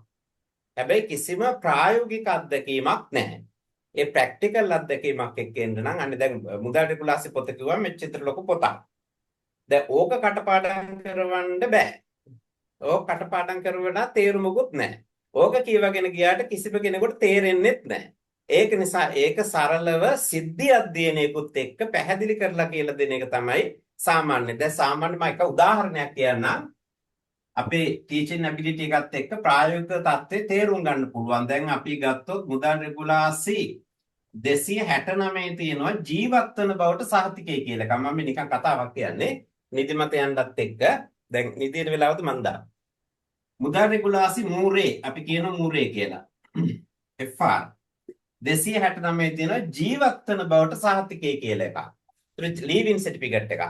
ජීවත් වෙන බවට සහතිකය කියන්නේ දැන් අපි හිතමු with pay පඩි සහිත නිවාඩු දෙනවා ගොඩක් අයට විදේශගත වෙන්න නිලධාරීන්ට රාජ්‍ය සේවයේ තියෙන එක වරප්‍රසාදයක් පඩි සහිත නිවාඩු විදේශ ශිෂ්‍යත්වයක් අරගෙන මොනාරි මේ එක්සෑම් කරන්න මාස්ටර්ස් කරන්න අන්න ඒ වගේ වැඩවලට දෙනවා මේ වරප්‍රසාදයක් පිටරට යන්න. එතකොට එයාගේ නෝනට කලත්‍රය කියන ආයතන සංග්‍රහයට නෝනට හෝ මහත්තයා නම් මහත්තයා රට ගියොත් නෝනට නෝනා රට ගියොත් මහත්තයා තමයි කලත්‍රය කියන්නේ. එක දවසක් මගෙන් මිනිස්සෙක් අහනවා ඇවිල්ලා සර් මේ කාල යාත්‍රාව කියන්නේ කාටද කියලා. කාල යාත්‍රාව නෙවෙයි කලත්‍රය. කලත්‍රය කියලා ඒවා එක වචන. ඒවා උගෙන ගන්න පුළුවන් ප්‍රැක්ටිකල් වලදී.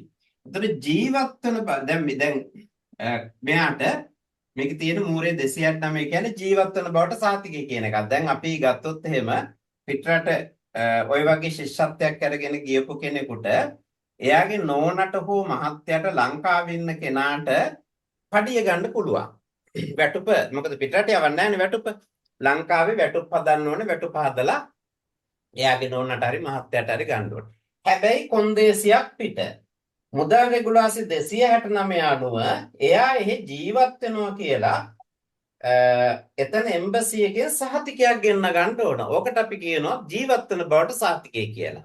ඒක නෝන කෙනෙකුට වෙච්ච සිද්ධියක් මම මේ කියන්නේ. මම සර්විස් එකට ඇවිල්ලා බොහොම පොඩි කාලෙකින් වෙච්ච දෙයක්. දැන් නෝනා මහත්තයා තමයි රට ගිහින් තියෙන්නේ. දැන් නෝනා ඇවිල්ලා ජීවත් වෙන බවට සහතික අපි හිතමු ජූලි මාසේ ඇවිල්ලා නැහැ.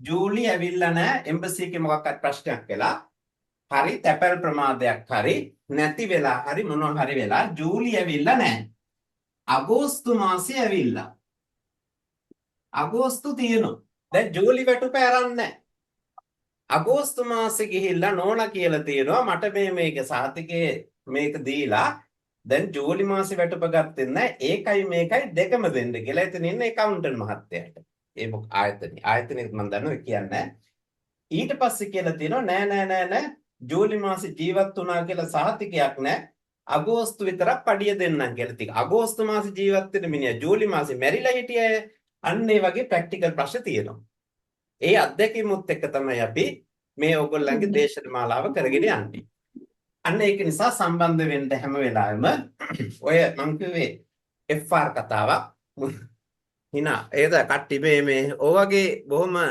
අපූර්වට උගන්වන කෙනෙක් මං හිතන්නේ එහෙම ඔයාලට හම්බෙන්නේ නැති වෙයි.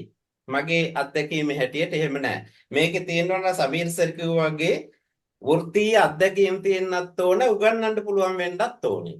ඒක නිසා ඔය දෙකම තියෙනවා නම් වැඩේ ජයටම යනවා. ඒක නිසා ප්‍රශ්න කරගන්න එපා. අපි ওই වගේ කතන්දරත් එක්ක තමයි මුදල් රෙගුලාසි උගන්වන්නේ. එහෙම නැතුව මුදල් රෙගුලාසිය ඔලුවට යන්නේ නැහැ. දැන් ඕගොල්ලන්ට මම හිතන්නේ ඕනම ප්‍රශ්න පත්‍රයක මූර්ය 269 කිව්වොත් ජීවත් වෙන බවට සාතිකය ගැන උත්තරයක් ලියා ගන්න පුළුවන්. අන්න ඒ වගේ දේවල් තමයි අහන්නේ ප්‍රශ්න පත්‍ර වල. නම් ප්‍රශ්න පත්‍ර අරන් බලන්න. ওই ප්‍රශ්නේ ගොඩක් වෙලාවට අහලා තියෙනවා. ප්‍රශ්නේ කියන මගේ සිද්ධියක් දිරි නෙවෙයි. කියපු කතාව නෙවෙයි.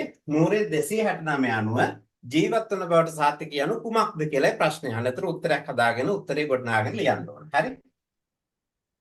ඒවා තමයි මුදල් රෙගුලාසි කියලා කියන්නේ. මුදල් රෙගුලාසිය කියලා කියන්නේ මුදල් රෙගුලාසි කියලා කියන්නේ අතර පොතේ හැටියට වැඩ කරනවා කියන්නේ. ඔන්න ඒ එතන ඉන්න accountant පොතේ හැටියට වැඩ කරන කෙනෙක්. හැබැයි ප්‍රැක්ටිකල් දැනුමක් නැහැ. ප්‍රැක්ටිකල් වෙන්න ඕනේ. පොත ප්‍රැක්ටිකල් කරගෙන තමයි අපි අපේ රාජ්‍ය සේවය ගෙනියන්න ඕනේ. හැබැයි පොතට ගොඩාක් පිටින් යන්නත් බෑ. පොතට ගොඩාක් පිටින් ගියොත් එම් අපිට එනවා අල්ලස් ආදූෂණ කොමිෂන් සභාවෙන් ලියුම්. එතකොට අපි ෆයිල් මිටි උස්සගෙන කීලි ගාගෙන එතන ගිහලා උත්තර දෙන්න යන්න ඕනේ. ත්‍රාන්නේ වගේ මේ එක එක ප්‍රශ්න තියෙනවා රාජ්‍ය සේවය වැඩ කරනකොට. මේ ඒවත් සමනය කරලා ඒවත් ඒගොල්ලොත් මෙල්ල කරගෙන අපි ජීවත් වෙන්න එපා. ඉතින් ජීවත් වෙන බවට සාතිකය අපිට නැතත් අපි ලංකාවේ ජීවත් වෙන්න ඕනේ මිනිස්සු. එතකොට මුදල් රෙගුලාසි සම්බන්ධව තියෙන මුදල් රෙගුලාසි කියන එක ඇත්තටම රාජ්‍ය යාන්ත්‍රණය මූල්‍ය පාලනය කරන පොත. සමස්ත රාජ්‍ය යාන්ත්‍රණයම මුදල් පාලනය කරන පොත තමයි. ඒක ගොඩාක් වෙලාට අදාළ වෙන්නේ accounting service ශ්‍රී ලංකා ගණකාධිකාරී සේවයේ නිලධාරීන්ට. ඒක නිසා ඒක අපිට හරි වැදගත්, අපිට අදාළයි. අපි නිතරම ගැටෙන්නේ ওই පොතත් එක්ක. අපි නිතරම වැඩ කරන්නේ ওই පොතත් එක්ක. පොත ඒක නිසා කටපාඩම් ඕනම වෙලාවක ඕනම මුදල් රෙගුලාසියක් ඇහුවොත් දැන් මට උත්තර දෙන්න පුළුවන්. මේක කියන්නේ මොකද්ද මේක කියන්නේ මොකද්ද කියලා. මොකද ඒ තරමට අවුරුදු 24ක සර්විස් එකත් එක්ක ඔක කටපාඩම්. ඊළඟ කාරණේ තමයි IQ. IQ කියන දැනුමත් ඔයගොල්ලන්ට මම හිතන්නේ ඉතාමත්ම වැදගත්. හේතුව ඕක තමයි ගොඩක් අයට අමාරු. හේතුව ගණන් බෑනේ සමහරුන්ට ගණන් එපා. ඇලර්ජික්. ඒ කියන්නේ ඉස්කෝලේ කාලේ ඉඳලම එපා කරවලා තියෙන්නේ. ගණන් කියන සබ්ජෙක්ට් එක ඉස්කෝලේ කාලේ ඉගෙන ගත්තට පස්සේ අනිත් එක ඕක වැඩකුත් නැහැ කියලා ඔහි ඉන්නවා සද්ද නැතුව එකක්. අනිත් එක තමයි එපා වෙලානේ ඔක තියෙන්නේ ඉස්කෝලේ කාලෙත් ඔය එහෙම මේ ගුරුවරු ටිකක් එනවා ගණන් ටිකක් උගන්වනවා. හරි ගුරුවරයෙක් එන්නෙත් නැහැ. හරියට කියලා දෙන්නෙත් නැහැ. ඒක නිසා එතන ප්‍රශ්නකුත් තියෙනවා. ඕක අපි අමතක කරමු. ඒ කතන්දරේ සම්පූර්ණයෙන්ම අමතක කරලා IQ 9 මාර්ගකින් කියලා දෙන්න අපිට පුළුවන්. ඒ කියන්නේ මේක පටන් ගන්නකොට කොහෙන්වත් කෑලි එල්ලගෙන අපි IQ ගන්නන්නේ නැහැ. විශේෂයෙන් මම දසමේසරුතෝගේ පාර්ට් එකක් කරනවා කිව්වා. එතකොට අපි බෙදාගෙන ඒ විදිහට මේ අපි බෝඩ් එල්ලගෙන වැඩ කරන අය නෙවෙයි. එක එක තැන් වලින් කෑලි එල්ලගෙන වැඩ කරන්නේ නැහැ. අපි IQ කිව්වොත් මුලින් ඉඳලම සරලව IQ තියෙනවා රටාවල් කීපයක් තියෙනවා. ඔයගොල්ලෝ දන්නවා සංඛ්‍යා රටා තියෙනවා, රූප රටා තියෙනවා, සිද්ධියත් කේස් මොනවද මේකට කියන්නේ මේ තර්කන රාමු කේස් ස්ටඩි වගේ තමයි. තර්කන රාමු තියෙනවා. ඊළඟට විවිධාකාර ගැටලු තියෙනවා. දැන් ගැටලු ගත්තොත් එම් දැන් උදාහරණයක් ගත්තොත් මේ මිනිසාගේ පියා මගේ පියාගේ පුතාය. එතකොට මේ මිනිසයි මායි අතර තියෙන රිලේෂන්ෂිප් එක මොකක්ද කියලා අහනවා IQ ප්‍රශ්නයක්. ගොඩක් වෙලාට අහනවා මේ මිනිසාගේ පියා මගේ පියාගේ පුතාය. නින්දට යන්න කලින් ඕක පොඩ්ඩක් බලන්න මේ නිකන් හිතන්න. අපිව පන්තියේදී කතා කරනවා. මේ පන්තියේදී කතා කරනකොට අපි ඒක බොහොම සරලව විග්‍රහ කරලා දෙන්නම්. ඉස්සලාම අපි චුට්ටක් IQ ඉගෙන ගන්නකොට මුලින්ම ගණිතය සහ සංඛ්‍යා රටා පිළිබඳ අවබෝධයක් ඇති කර ගන්න ඕන. සදිස් සංඛ්‍යා කියන්නේ මොනවද? නිකිල කියන්නේ මොනවද? ප්‍රථමක සංඛ්‍යා කියන්නේ මොනවද? ප්‍රකෘති සංඛ්‍යා කියන්නේ මොනවද? කුඩා පොදු ගුණාකාරය කියන්නේ මොකද්ද? කුඩා පොදු ගුණාකාරයෙන් හොඳ IQ ප්‍රශ්නයක් නිර්මාණය වෙනවා. ඒවා IQ මට්ටමේ තියෙනවා. දැන් අසංක, සසංක, ඉසංක තුන් දෙනාම උදේ 7ට එකවර කහිනවා. හරිද? එකවර කහිනවා. හැබැයි අසංක සෑම විනාඩි 5කට වරක්, සසංක සෑම විනාඩි 8කට වරක්, ඉසංක සෑම විනාඩි 12කට වරක් කහිනවා. උදේ 7ට 3 දෙනාම එකවර කැස්සොත් ආයෙ එකවර කහින්න කීයටද කියලා. ඔන්න IQ ප්‍රශ්නයක්. ඕවා ඉතින් හොඳට ලස්සනට කියලා දෙන්න පුළුවන්. කවුද ප්‍රශ්නයක් ඇහුවනේ? මමද? කයින්නේද? ඒතර ඒ වගේ වෙන්න පුළුවන්. හරි. එතකොට මේ අසංක සසංක ඉසංක කතාව වගේ තියෙනවා. කතන්දර ගොඩක් තියෙනවා. අර ඒ වගේ අපි බොහොම සරලව ඔයගොල්ලන්ට තේරෙන භාෂාවෙන් ඔළුවට කාවදින භාෂාවෙන් අපි IQ සහ මේ මුදල් රෙගුලාසි නම් අයිති වෙන ලිමිටඩ් බැච් එකට විතරයි. ඕපන් බැච් එකටයි ලිමිටඩ් බැච් එකටයි මම හිතන්නේ පොදුවේම මුදල් මේ IQ ටික ඕන වෙනවා. මේ දවස්වල එක්සෑම් වල IQ papers වල IQ papers වල මොඩල් එක නේද? ඔව් IQ models ඒවා මෙහෙමයි. දැන් අපි ඒවා අධ්‍යයනය කරලා ඔයගොල්ලන්ට අවශ්‍ය වෙන විදිහට තමයි IQ එක නිර්මාණය කරලා උගන්වන්නේ. ඒතර මේ model papers කතා කරනවා, past papers කතා කරනවා. ඉතින් ඒ වගේම තමයි ප්‍රශ්න රටා හදලා තියෙන්නේ. ඒ සියලුම රටාවල් අපි සරල භාෂාවෙන් උගන්වනවා. සරලව. ගණිතේ සරලව උගන්වන්න කොට දෙනකොට බෑ. ඒකට හේතුව තමයි ගොඩක් අය හිතන්නේ තමන්ගේ මට්ටමේ. දැන් මම ගණිතය උගන්වනවා 1996 ඉඳලා. එතකොට මම දැන් ඕනෑම ගැටලුවක් විසඳ ගන්න පුළුවන්. මොකද්ද? කට් වෙවි ඇයි දන්නේ? මගේ සිග්නල් නම් හොඳයි හැබැයි. ඔව් නෑ සමහර ප්‍රතිවලට ඉතින් අර වැස්ස අර මේවත් එක්ක තියෙන ප්‍රශ්නයක්. මේක YouTube එකේ දානවා අපි ගැටලුවක් නෑ. දානවනේ. එතකොට පොඩ්ඩක් බලා ගන්න පුළුවන් සිනුම් දෙනකොට. එතකොට මේ අපි සාමාන්‍ය උගන්වීම රටම 1996 ඉඳලා උගන්වන්නේ. ඒතර මට ඕනම ගැටලුවක් ඇත්තටම කිව්වොත් විසඳන්න පුළුවන්. මට්ටමේ තියෙනවා. නමුත් මං ඒක හිතලා ඕගොල්ලන්ට උගන්වන්න පටන් ගත්තොත් එතන මම ෆේල් වෙනවා. ඒකට හේතුව තමයි IQ ක්ලාස් ඇවිත් තියෙනවා. ඒක තමයි. අන්න කමෙන්ට් එකක් ආවම සර්ගේ IQ ක්ලාස් ඇවිත් තියෙන හොඳටම හොඳයි. ඒක දන්න කෙනෙක් දන්නවා. ඉතින් ඇත්තටම අපි උගන්වන ක්‍රමය මොකක්ද කියලා දන්නවා. මොකද අපි ඔය බැංකින් එක්සෑම් වලටත් IQ කරලා තියෙනවා. ඒතර IQ උගන්වන්නේ අද කීයක නෙවෙයි. ඒවා මේ මගේ මට්ටමින් නෙවෙයි මං උගන්වන්නේ ඕගොල්ලන්ගේ මට්ටමේ. හැබැයි ඕගොල්ලෝ මගේ මට්ටමට මං ගන්නවා කවදා හරි දවසක. ඒ කියන්නේ මම උගන්වලා කවදා හරි දවසක කියන අතීතයේ අනාගතයේ ලොකු දවසක නෙවෙයි. ඔය මාස 3ක් වුණොත් මාස 2ක් වුණොත් මාසයක් වුණත් ඒ මාසේ ඇතුළත කොහොම හරි මම මගේ උත්සාහයෙන් මම මගේ බුද්ධියට හරියන්න ඔය IQ හදන ඔය දැන් එක දරුවෙක් කතා කරේ මං හිතන්නේ මේ අපි කමෙන්ට් එකක් දැම්මේ යා IQ මගේ ඇවිල්ලා තියෙනවා. ඒගොල්ලෝ දන්නවා. ඒ දන්නේ අපි උගන්වන රටාව. මොකද අපි සාමාන්‍යයෙන් මම කවදාකවත්ම රාජ්‍ය සේවයේ ෆේල් වෙලත් නැහැ. ටියුෂන් ශාස්ත්‍රයේ ෆේල් වෙලත් නැහැ. රාජ්‍ය සේවයේ ෆේල් වෙලා නැහැ කියලා අදහස් කරන්නේ මට අද වෙනතුරු මගේ රාජ්‍ය සේවය අවුරුදු 24යි අද වෙනතුරු කිසිම charge sheet එකක් නැහැ. ඒකත් හරිම ලොකු ජයග්‍රහණයක්. කිසිම charge sheet චෝදනා පත්‍රයක් කිසිම දෙයක් නැහැ. ඒක නිසා අපි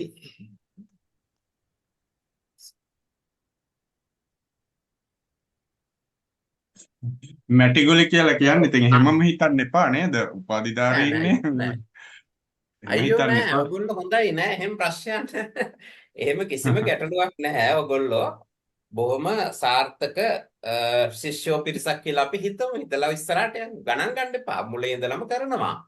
ඒතර මගේ රාජ්‍ය සේවය කිසිම දවසක ෆේල් වෙච්ච කෙනෙක් නෙවෙයි. ඒ වගේම තමයි මම ওই ටියුෂන් ශාස්ත්‍රයට අත ගැහුවේ 96. එතකොට එදා ඉඳලා අද වෙනතුරු කිසිම දරුවෙක් කිසිම කෙනෙක් කියලා නැහැ සර් උගන්නන එක අපිට තේරෙන්නේ නැහැ කියලා කියලා නැහැ. ගොඩාක් අය තමයි තම අවබෝධ කරගන්න. හැබැයි සමහරව එක්සෑම් අසමත් වෙනවා. අසමත් වීම මගේ ප්‍රශ්නයක් නෙවෙයි. දැන් උදාහරණයක් විදිහට මෙතෙන්ට එන සියලුම දෙනා පරිපාලන සේවයට එනවා කියලා අපිට කියන්න බෑ. එහෙම බෑනේ කියන්න. මොකද එතන තියෙන සීමිත වේකන්සි ගානයි තියෙන්නේ. වේකන්සි ගානට හරියන්න කට් ඔෆ් මාක් දානවා. ඒ කට් ඔෆ් මාක් එකට ඔයගොල්ලෝ සිලෙක්ට් වුණොත් ඔයගොල්ලෝ දිනු. සිලෙක්ට් වුණ නැත්නම් ඔයගොල්ලෝ එතන අසමත් නැහැ පරාදයි. අසමත්කම නෙමෙයි පරාදය වෙනයි අසමත්කම වෙනයි. පරාජය කියලා කියන්නේ මේ ජය පරාජය. අසමත් වීම නෙවෙයි. එතන ඔයගොල්ලෝ ලකුණු ගන්න ගොඩාක් සම්පූර්ණ කරගෙන ඉන්න පුළුවන්. නමුත් අර සමත් ප්‍රමාණයට එන්න බෑ. දැන් විශ්වවිද්‍යාලයට පාස් වෙන සියලුම දෙනා විශ්වවිද්‍යාල යන්නේ නැහනේ. ඒ වගේ දෙයක් තමයි ඉතින්. දැන් A level කරන සියලුම දෙනා විශ්වවිද්‍යාල පාස් වෙන්නේ නැහනේ, පරාජය වෙනවා ගොඩක් දෙනෙක්. දැන් 60000ක් 70000ක් විතර මම හිතන්නේ පාස් වෙනවා. නමුත් 40000ක් විතර තමයි විශ්වවිද්‍යාලයට ගන්න. ඒතර 20000ක් දෙනා අසමත් නැහැ. ඒගොල්ලෝ පරාජය වෙලා. ඒක තරගයක් වුණොත් ජය පරාජය. නමුත් ඒගොල්ලෝ අවශ්‍ය සුදුසුකම් සම්පූර්ණ කරගත්ත කට්ටිය. ඉතින් ඕගොල්ලන්ටත් ඒ වගේ තමයි. ඕගොල්ලන්ටත් ඔය ඉන්ටර්විව් මේකෙන් පස්සේ ඉන්ටර්විව් එකකුත් තියෙනවා. ඉන්ටර්විව් එකේ දැන් ඔය ගණකාධිකාරී සේවය නම් අහන්නෙත් නෑ වැඩිය. මොකද ගොඩක් වෙලාවට මේ ඒකේ නම් මම දන්න තරමින් එදා මෙදා තුර සියලුම මම හිටි මේ මූණ දීපු එක්සෑම් එකත් එක්ක වේකන්සි ගන්නට පාස් වෙලා නැහැ. දැන් මම මේ 2001 එක්සෑම් එක කරේ. 2001 එක්සෑම් එක කරනකොට වේකන්සි 300ක් තිබ්බා.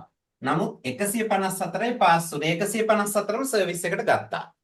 මට හොඳට මතකයි. ඊට පස්සෙත් එහෙමයි. ඒකේ එහෙම එකක් දැන් ඒකෙදි කරන්නේ ක්වොලිෆිකේෂන් අර දැන් විභාගයට ඉල්ලනකොට තියෙන ක්වොලිෆිකේෂන් එක ඔයාට එතෙන්දී තියනවද කියලා බලන එක විතරයි. අන්න ඒක නිසා ඒ වගේ තමයි තරග විභාග. සමහර තරග විභාග කියන්නේ අයදුම් මේ වේකන්සි ගන්නට වඩා වැඩියෙන් සමත් වුණොත් ඉන්ටර්විව් එකක් තියෙනවා. ඉන්ටර්විව් එකේ එතනත් යම් යම් දේවල් බලනවා. පර්සනැලිටි එක, ඔයගලගේ ප්‍රසන්ටේෂන් ස්කිල්ස් වගේ බලන්න පුළුවන්. අන්න ඒවා එතකොටත් ඒවත් පොඩ්ඩක් මොඩිෆයි කරගෙන හදාගෙන යන්න ඕන. හරි. මම දැන් සමීර් සර්ත් ගොඩක් වෙලා කතා කරා. මමත් බලමු. ඔව්නේ විනාඩි 10ට වඩා වැඩියෙන් ගත්තද කොහෙද? එhmenan මේ අපි නැවත හමු වෙනවානේ පන්තිවලදී. ඒතර මේ හමුවීම බොහොම සාර්ථකව කරගෙන ඔයාලටත් එදා දවසක් උදා වෙනවා. ඒ උදා වෙන දවස් සාර්ථක දවසක් වේවා කියලා ප්‍රාර්ථනා කළා. සුබ රාත්‍රියක් වේවා කියලා ප්‍රාර්ථනා කළා. නැවත වතාවක් සමීර් සර්ට ස්තුතියකුත් කරලා මම එනම් මෙතනින් නවතින්නම්. බොහොම ස්තුතියි ඔයගොල්ලෝ සම්බන්ධ වුණාට. හරි. හරි. ගොඩාක්ම ස්තුතියි සුසන්ත සමරවික්‍රම සර්ට අපේ මගේ හිතවත් පුද්ගලයන් ලියාපදිංචි කිරීමේ දෙපාර්තමේන්තුවේ ප්‍රධාන ගණකාධිකාරී ධූරය දරන මාත් එක්ක අවුරුදු ගාණක් හෝල් ක්ලාසස් කරපු සර් කෙනෙක්. අපි මාතර පන්ති කරද්දි ගාල්ලේ කරද්දි අපි දැන් එක වාහනේ සර්ගේ වාහනේ හරි වෙන ගුරුවරයෙක්ගේ වාහනයක හරි ඉතින් අපි ගොඩක් කතා බහ කරමින් යන්නේ. ඉතින් ඔය සර් කියපු ගොඩක් දේවල් මට ඒ කාලේ දැනিলা තිබුණා. එතකොට ඒකත් එක්ක මේ මමත් හරිම රසවත් අහගෙන හිටියා මේ සර්ගේ දේශනය. ඉතින් සර්ගේ දේශනය අහන් ඉන්න ආසයි. ඔව් ඒක තමයි. ගොඩක්ම ස්තුතියි. මට හරිම හයියක් ඇත්තට මේ සුසන්ත සර් එකතු මේකට මේ එකතු වෙනවා මමයි අසංක සර්යි ගිය වතාවේ කරේ. ඒතර මේ වතාවේ ඒක ශක්තිමත් කරන්න සුසන්ත සර් එකතු වෙනවා කිව්වහම මම SLS පාස් වෙච්ච දවසේ ඇති වෙච්ච සතුට මට ආවා. හරි. දැන් අපි මේක YouTube එකේ දානෝනේ සර්ගේ මේ ඉදිරිපත් කිරීම, මගේ ඉදිරිපත් කිරීම, තව දැන් කරන අසංක සර්ගේ ඉදිරිපත් කිරීම. ඒතර හැමෝටම අහන්න පුළුවන්. එතකොට අහලා මේ වෘත්තිකභාවයකින් යුක්තව SLS ඉගෙන ගන්න කැමති අය අපිත් එක්ක එකතු වෙයි. අපිට ප්‍රශ්නයක් නැහැ. හරි. අපිට ප්‍රශ්නයක් නැහැ. ඕනතරම් පන්ති තියෙනවා. ඒවයි ගියදෙන් හැබැයි මේ වෘත්තිකයන්ගෙන් ඉගෙන ගැනීමේ අවශ්‍යතාවයේ තියෙන පිරිසක් ඉන්නවා. අන්න ඒ අයට තමයි අපි මේක කරන්නේ. අපිට මහා ගොඩක් ඕනත් නැහැ. ආවොත් අපි බරගෙන ඉන්නෙත් නැහැ. දැන් අපි ප්ලෑනින් සර්විස් වල එහෙම ආව අපිට. හරි. අපි හිතනවා මේකෙත් එයි කියලා. එතකොට බලන්න ගිය වතාවේ විභාගේ අපිට හිටිය 120ක් විතර. පළවෙනි වතාවේ 35ක් 40ක් SLES ප්ලෑනින් ඔක්කොම ටික පාස් වුණා 45ක් විතර. එතකොට සමත් ප්‍රතිශතයම 130 පැන්න අපේ. ඊට පස්සේ ඒවයි ගොඩක් තුනම පාස් වෙච්ච SLS ගිය නිසා හැම එකකම තව බැජස් ගත්තා. දැන් මගේ ෆෝන් එක දෙන්නම් ඕන කෙනෙකුට බලන්න WhatsApp පණිවිඩය වල සර් අපි දෙවෙනි බැජ් එකට අහු වුණා. සර් නිසා තමයි. එහෙම කියලා. ඉතින් ඒක නිසා 150 සමත් වෙච්ච විභාගේ සමත් වෙච්ච ප්‍රතිශතය 150 පැනපු එකම පන්ති අපේ පන්තිය. ඒක නිසා අපිට මේ ටිකක් ආවත් ප්‍රශ්නයක් නැහැ. හැබැයි අපි දන්නවා මේ සැරේ අපිට වැඩි වෙන ලකුණු තියෙනවා. ගොඩක් වැඩි වෙනවා. ගොඩක් අය අහනවා අපේ ෆෝන් වලට නිවනක් නැහැ. කමක් නැහැ. එන ටිකේ වෘත්තිකභාවයෙන් ඉගැන්වීම තමයි අපි කරන්නේ. ඒ වගේම සුසංස කිව්වා සම්මුඛ පරීක්ෂණය ගැන. එතනදී ඔයගොල්ලන්ට ලකුණු 25ක් හම්බ වෙනවා. නායකත්ව කුසලතාවය, තීරණ ගැනීමේ කුසලතාවය, ඒ ඕගොල්ලෝ විභාගේ පාස් වෙච්ච දවසේ ඉඳලා මාසයක් දෙකක් ඒකට ලැබෙනවා. ඒ හැම පාස් වෙච්ච සෙට් එක අපි WhatsApp group එකකට අරගෙන මේ වගේ Zoom වලින් ඒ වගේම අපි කොහේ හරි තැනකට ලස්සන තැනකට ගෙන්නලා ඔය හොටෙල් එකකට වගේ පොඩි ට්‍රේනින් එකක් කරලා පොඩි කෑම බීම ටිකක් කාලා සතුටු වෙලා ඒ ස්කිල් එක ඒ සම්මුඛ පරීක්ෂණ කුසලතාවය ඒ පුහුණු වීමේ මාර්ගෝපදේශනය පූර්ණ නොමිලේ අපි ඔයගොල්ලන්ට කරනවා. පූර්ණ නොමිලේ ඔය හොටෙල් එකකට ගෙන්නන වැඩේ ගිය වතාවෙත් කරගන්න හිටියට කරගන්න බැරි වුණා රටේ තිබිච්ච ඔය කොවිඩ් දරෝ මේවා ඒ තත්ත්වත් එක්ක මේ සැරේ නම් කරනවාම තමයි. හරි මේ සැරේ කරනවාම තමයි. Zoom වලින් දැනුවත් කිරීම කරා. සමහර අය SLES පත්වීම් ගත්ත අය මත් එක්ක පින්තූරක් ගහලා ගියේ. ඇයි මම වැඩ කරන තැනමනේ. මේ සුහන්සගෙන කිව්වට මම කොහෙද කියලා මම ඉසුරුපාය අධ්‍යාපන අමාත්‍යාංශයේ සහකාර ලේකම්වරයෙක් විදියට වැඩ කරනවා. එතකොට මේ අවුරුද්දේ ක්ලාස් 1 උසස් වීමත් එක්ක ඉහළ තනතුරක් බලාපොරොත්තු වෙන්න ඉන්නවා. මම ඊට කලින් ආයතන 3ක වැඩ කරා. පළමු පත්වීම මුදල් අමාත්‍යාංශ සහකාර ලේකම් පිබි ජයසුන්දරස ලේකම් විදියට ඉන්න කාලේ ඊළඟට ડોક્ટર සමරතුංග සර් එක්ක හිටියා. ඊට පස්සේ සුරාබදු නියෝජ්‍ය කොමසාරිස් විදියට වැඩ කරා. ඊට පස්සේ අත්තනගල්ල සහකාර ප්‍රාදේශීය ලේකම් විදියට කොරෝනා කාලේ වැඩ කරා. පශ්චාත් උපාධියක් කරා හා සමානව. ඊට දැන් 4 වෙනි තැන තමයි මේ අධ්‍යාපන අමාත්‍යාංශය. එතකොට එහෙම අත්දැකීම් තියෙන අම්මෝ කාලේ හොඳටම ඇති වෙයි. දැන් මේ පාපන්දු තරගයක ජයග්‍රහණය තීරණය වෙන්න තප්පර 30ක් 40ක් ඇතුළතනේ. ඕගොල්ලෝ අහනවා මේ තාම ගැසට් වෙලත් නැති එකේ කාලය ඇතිද කියලා. කාලය ඇති. මොකද මේක නිදිමරාගෙන එහෙම පාඩම් කරන්න ඕනේ නැහැ උසස් පෙළ වගේ. IQ වගේ වැඩි කරගමු සුසංසර් එක්ක. එතකොට තීරණ ගැනීමේ කුසලතාවය වැඩි කරගමු මගෙත් එක්ක.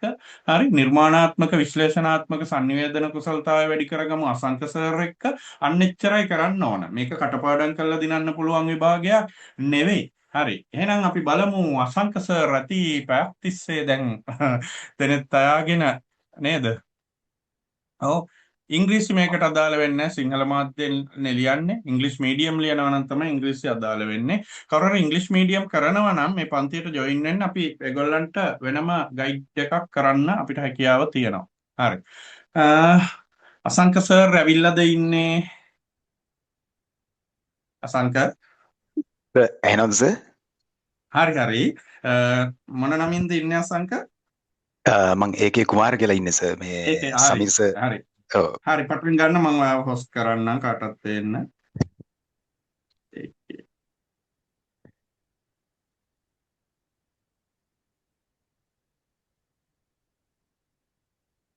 පටන් ගන්න අසංක. උස එහෙනම් ඇති මං හිතන්නේ හැමෝටම අයිෆෝන් කියලා කියනවා. එහෙනම් නේද සර්? හොඳට ඇහෙනවා. හරි සර්.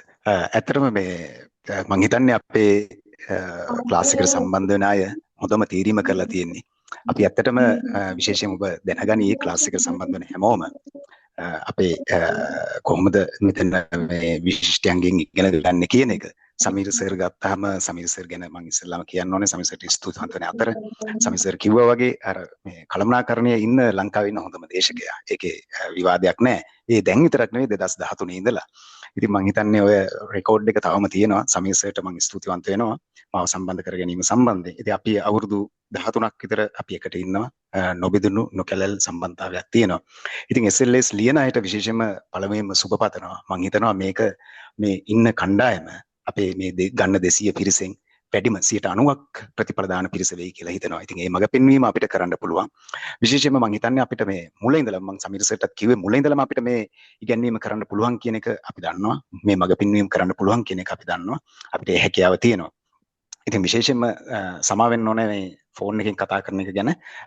අපිට මේ හදිස්සියේ විදුලිය බිඳ වැටවීමක් ඇති වුණ නිසා මේ ෆෝන් එකෙන් අපිට කතා කරන්න වුණා. නමුත් දැන් ආය කරන්ට් එක ආවා දැන් ආවා. ඉතින් කොහොම වුණත් මම සමීර සර්ගෙනුත් ඒත් එකම අපේ මුලින් කතා කරනකොට සමීර සර්ගෙනුත් අපි ඉල්ලුවේ අපි මේ ක්ලාස් එක 90%කට වඩා ප්‍රතිඵල දාන ක්ලාස් එකක් වෙන්න ඕනේ, පන්තියක් වෙන්න ඕනේ කියන එක. ඉතින් විශේෂයෙන්ම මේ පන්තියට සම්බන්ධ වෙන අයට අපිට කියන්න තියෙන්නේ අපි මුල ඉඳලා A to Z මුල ඉඳලා බිඳුවේ ඉඳලා ඔබට කියලා දෙන්න තමයි බලාපොරොත්තු වෙන්නේ. මේ විෂය සම්බන්ධයෙන් යථාර්ථයට ඔබ අරන් යන්න බලාපොරොත්තු වෙනවා. මම හිතන්නේ මේක කටපාඩම් කරන විෂයක් නෙවෙයි. මට ලැබිලා තියෙන විෂය අවබෝධය, භාෂා හැකියාව, විශ්ලේෂණ හැකියාව මේක කටපාඩම් කරලා ලියන්න පුළුවන් විෂයක් නෙවෙයි. ඉතින් ඔබට විභාගයට ඉහළම ලකුණ ගන්න 90ට වඩා ඉහළ ලකුණක් ගන්න හැකියාව ලැබෙන විදියට අපි ඔබට මඟ පෙන්වීම කරනවා. ඉතින් කොහොම වුණත් අපි හදන්නේ ඕනෑම මූදක පීනන්න පුළුවන් මාළු හදන්නේ. ඉතින් ඒක නිසා බය වෙන්න එපා. මම කියන්නේ නෑ අපි හොඳ ගුරුවරු කියලා. නමුත් අපි හොඳම ගුරුවරු කියන එක මම කියනවා. ඉතින් ඒක නිසා විශේෂයෙන්ම සමීර සර් එක්ක ඔබ එකතු වීම සම්බන්ධයෙන් ස්තුතිවන්ත වෙනවා. මම හිතන්නේ ඔබගේ හොඳම තේරීම තමයි මේ කරලා තියෙන්නේ. විශේෂයෙන්ම ඔය මේ SLS කියලා කියන්නේ ගොඩක් අයගේ හීනයක්. අපිත් ඔය සර්විස් එකට එන කාලේ ඔය පොත් එහෙම කියවන්න ආසයි. පොරොපතානේ පළවෙනි ඒජන්ත නේද? පළවෙනි DRO ඊට පස්සේ ඔය තියෙන අරලිය ගහ මන්දරිය හෘද ස්පන්දනය ඔය වගේ පොත් කියවලා ඊට පස්සේ කියපු දේවල් අහලා ඊට පස්සේ කවුරු හරි කියපු කතා අහලා අපි අපේ හිතවල තිබ්බ අපිට හීනයක් මේ පරිපාලන සේවයට එන්න ඕනේ කියන එක. දිසාපති කෙනෙක්, උපදිසාපති කෙනෙක්, ඒජන්ත කෙනෙක්, උප ඒජන්ත කෙනෙක් වෙන්න ඕනේ කියන එක. ඉතින් මම හිතන්නේ මේ හීනේ වෙන්න ඇති මේ සම්බන්ධ වෙලා ඉන්න අයටත් තියෙන්නේ. ඉතින් ඒ හීනේ තියාගෙන හිටියොත් අපිට ඒක සැබෑ කරගන්න පුළුවන්. ඉතින් විශේෂයෙන්ම අපි කියන්න ඕනේ අර දැන් සුසන්ත සර් කිව්වා වගේ මේ දිසාපති තනතුර එහෙම නැත්නම් උපදිසාපති තනතුර උප ඒජන්ත තනතුර තවමත් ඔය ආමිකේ කට්ටිය එහෙම මේ පළාත්වල කතා කරන්නේ මේ AG මහත්තයා කියලා. මේ උපදිසාපතිතුමා කියලා. AG මහත්තයා කියලා කිව්වොත් තමයි දන්නේ. ඉතින් ගම්වලත් එහෙම තමයි. ඉතින් මේ වගේ දේවල් එක්ක අපි මේ බලාපොරොත්තු තියාගෙන මේ විෂය හදාරන්න අපි බලාගෙන අපි සමත් වෙන්න ඕනේ කියන බලාපොරොත්තුෙන් අපි මේ විෂයට අපි බහිමු. ඉතින් විශේෂයෙන්ම මම කියන්න කැමතියි මේ විෂය අපේ තියෙන කාල සීමාව ඇතුළත අපි මාස 2කින් එක්සෑම් තියෙනවා නම් මාස 3කින් එක්සෑම් තියෙනවා නම් ඒ කාල සීමාව ඇතුළත මේ විෂයේ අහුමුළු තැන් හැම තැනක්ම ඔබට කියලා දෙන්න අපි බලාපොරොත්තු වෙනවා. ඒත් එක්කම විශේෂයෙන්ම අපිට කියන්න ඕන දේ තමයි දැන් අර මම ඉස්සලා කිව්වා වගේ උප ඒජන්ත කෙනෙක් කියලා කිව්වේ. උප ඒජන්ත කෙනෙක් එහෙම නැත්නම් උපදිසාපති කෙනෙක්. ඉස්සර කිව්වේ මේ ආමුදුරෝ කියලාත් කිව්වා. ඉතින් මෙන්න මේ වගේ තත්ත්වයක් තිබ්බේ. ආමුදුරෝ හිටියා, මහාන වෙච්ච ආමුදුරෝ හිටියා. ඒත් එක්කම මේ උපදිසාපතිවරු, උප ඒජන්තවරු, දිසාපතිවරුන්ටත් ආමුදුරෝ කියපු කාලයක් තිබ්බා. හොඳ රසවත් කතාවක් තියෙනවා. සමීර සරුත් දන්නවා මං හිතන්නේ. ඔය කොත්මලේ පැත්තේ ඔය ප්‍රාදේශීය ලේකම් කෙනෙක් හිටියා. ඕකේ මේ මෑතකදී වෙච්ච දෙයක් 2010 විතර පස්සේ හාමුදුරු කෙනෙක් එක්ක ප්‍රශ්නයක් වෙලා මම කවුද කියලා දන්නවද කියලා මෙන්න කිව්වා. ඊට පස්සේ උපදේශපතිතුමත් කිව්වා හාමුදුරනේ හාමුදුරු දෙගොල්ලක් ඉන්නවා එකක් ඔබ වහන්සේලා අනිත් එක අපි කියලා. ඉතින් එතනින් පස්සේ හාමුදුරුව පොඩ්ඩක් කන්ට්‍රෝල් වුණා. ඕක මේ ළඟදිත් වුණා අපි මේ සමිසයට මතකද දන්නේ මේ මෑතකදී පොසොන් උත්සවයක් තිබ්බා මේ. ඒතකොට පොසොන් උත්සවයේ තියෙනකොට තොරණක් ගහලා හාමුදුරුව පොඩි හාමුදුරුව ටිකක් එක මම කතා කරගෙන හිටියා ලේකගාදී හාමුදුරුව කට්ටියත් එක්ක. ඒතකොට මහදිසාපතිතුමා එනවා. එනකොට මං කිව්වා මේ ලොකු හාමුදුරුවෝ වඩිනවා කියලා. මම විහිළුවට වගේ කිව්වා. ඊට පස්සේ ඕක පොඩි හාමුදුරුවෝ කිව්වා මහදිසාපතිතුමාට. මහදිසාපතිතුමාත් ඉතින් කිව්වා වාඩි වෙලා කිව්වා ඔව් ඉතින් අපි ඉස්සර හාමුදුරුවෝ තමයි කියලා. නේද? ඒ වගේ ආමන්ත්‍රණය කරේ කියලා. ඉතින් මේ වගේ තනතුරකට යන්න තමයි ඔබ ඉන්නේ. මේ වගේ ඉහළ තැනකට යන්න තමයි ඔබ ඉන්නේ. ඉස්සෙල්ලා කිව්වා වගේ අපේ සොයුරියක් මං හිතන්නේ මේ කමිෂනර් කෙන්යාවේ මං හිතන්නේ හයි කමිෂනර් විදිහට වැඩ බලනවා. ඒ වගේ තනතුරු ඕනෙම තැනකට ඔබට යන්න පුළුවන්. දැන් ප්‍රාදේශීය පරිපාලනය වෙන්න පුළුවන්. එහෙම නැත්නම් පළාත් පරිපාලනය වෙන්න පුළුවන්. එහෙම නැත්නම් ඉහළ අමාත්‍යාංශ දෙපාර්තමේන්තු වල වෙන්න පුළුවන්. ඕනෑම තැනක පරිපාලන ශාස්ත්‍රයේ ඉහළටම ඔබට යන්න පුළුවන්. ඉතින් ඒ හැකියාව ලබා දෙන්න, ඒ හීනේ සැබෑ කරන්න අපි පෙළ ගැහිලා ඉන්නවා. ඉතින් මෙන්න මේ කාරණයක් එක්ක මට කියන්න තියෙන මේ විශ්ලේෂණය භාෂා හැකියාව ගැන තම සතේකට බය වෙන්න එපා. ඉතින් මේකේ තියෙන්නේ ඔබට තියෙන්නේ ව්‍යාකරණද, ඔබට තියෙන්නේ විශ්ලේෂණය කරන්න තියෙන දේවල්ද, ඔබට තියෙන්නේ ලියන්න තියෙන ගැටලුද, ඒ හැම එකකටම පිළිතුරු තියෙනවා. ඉතින් ඒකේ විශේෂත්වය වෙන්නේ අපි මේ සැරේ අපි බලනවා ඔබ පිළිතුරු ලියනවා නම් ඒ ලියන හැම පිළිතුරක්ම අපි අනිවාර්යෙන් මාක් කරලා ඔබට අනිවාර්යෙන් ආපසු එවන්නත් ඒ හරහා ඔබගේ ගැටලු ඔබගේ දුර්වලතා අඳුරගෙන ඔබට ඒ හරහා දියුණුව ළඟා කරගන්න අපි උදව් කරන්න බලාපොරොත්තු වෙනවා. ඉතින් මෙන්න මේ කාරණයක් එක්ක සමීර සර් මම හිතන්නේ අපිට ඔච්චරයි නේද සර් අපි මූලික වශයෙන් අපිට කියන්න තියෙන ආරම්භක විදියට. ඔව් අපේ මගේ මිත්‍ර අසංක ඔයගොල්ලන්ගේ අසංක සර් එහෙමයි කියන්න තියෙන දේ කෙටියෙන් සරලව කියන කෙනෙක් තමයි අසංක සර් කියන්නේ. අසංක සර්ගේ කටහඬ මේ ඔයිටත් වඩා ඔයගොල්ලෝ මම මේ දාලා තියෙනවා එනවුසර් කෙනෙක් වගේ කියලා. ඒක ඔයිටත් වඩා ක්වොලිටියට ඇහෙනවා. මේ අද මම හිතේ කම්පියුටරෙන් නෙවෙයි එයා කරන්නේ මේ අර ලයිට් විදුලිය විසන්ධි වීමත් එක්ක මේ ෆෝන් එකෙන් කරේ මයික් එකක් මේව කරගෙන ඒකේ ටිකක් අර මේ සද්ද ඇහුණා හොඳට. නමුත් ඒකේ ශ්‍රවණ තත්ත්වය ඊටත් වඩා මේ එයා මේ ලැප්ටොප් එකෙන් සාමාන්‍යයෙන් පාඩම් වලට ලොග් වෙන්නේ. එතකොට ඉතින් අපි ගෙදර මායි මේ තමාලි මිස්සොයි දාගෙන අපි අහගෙන ඉන්නවා හරි ආසයි.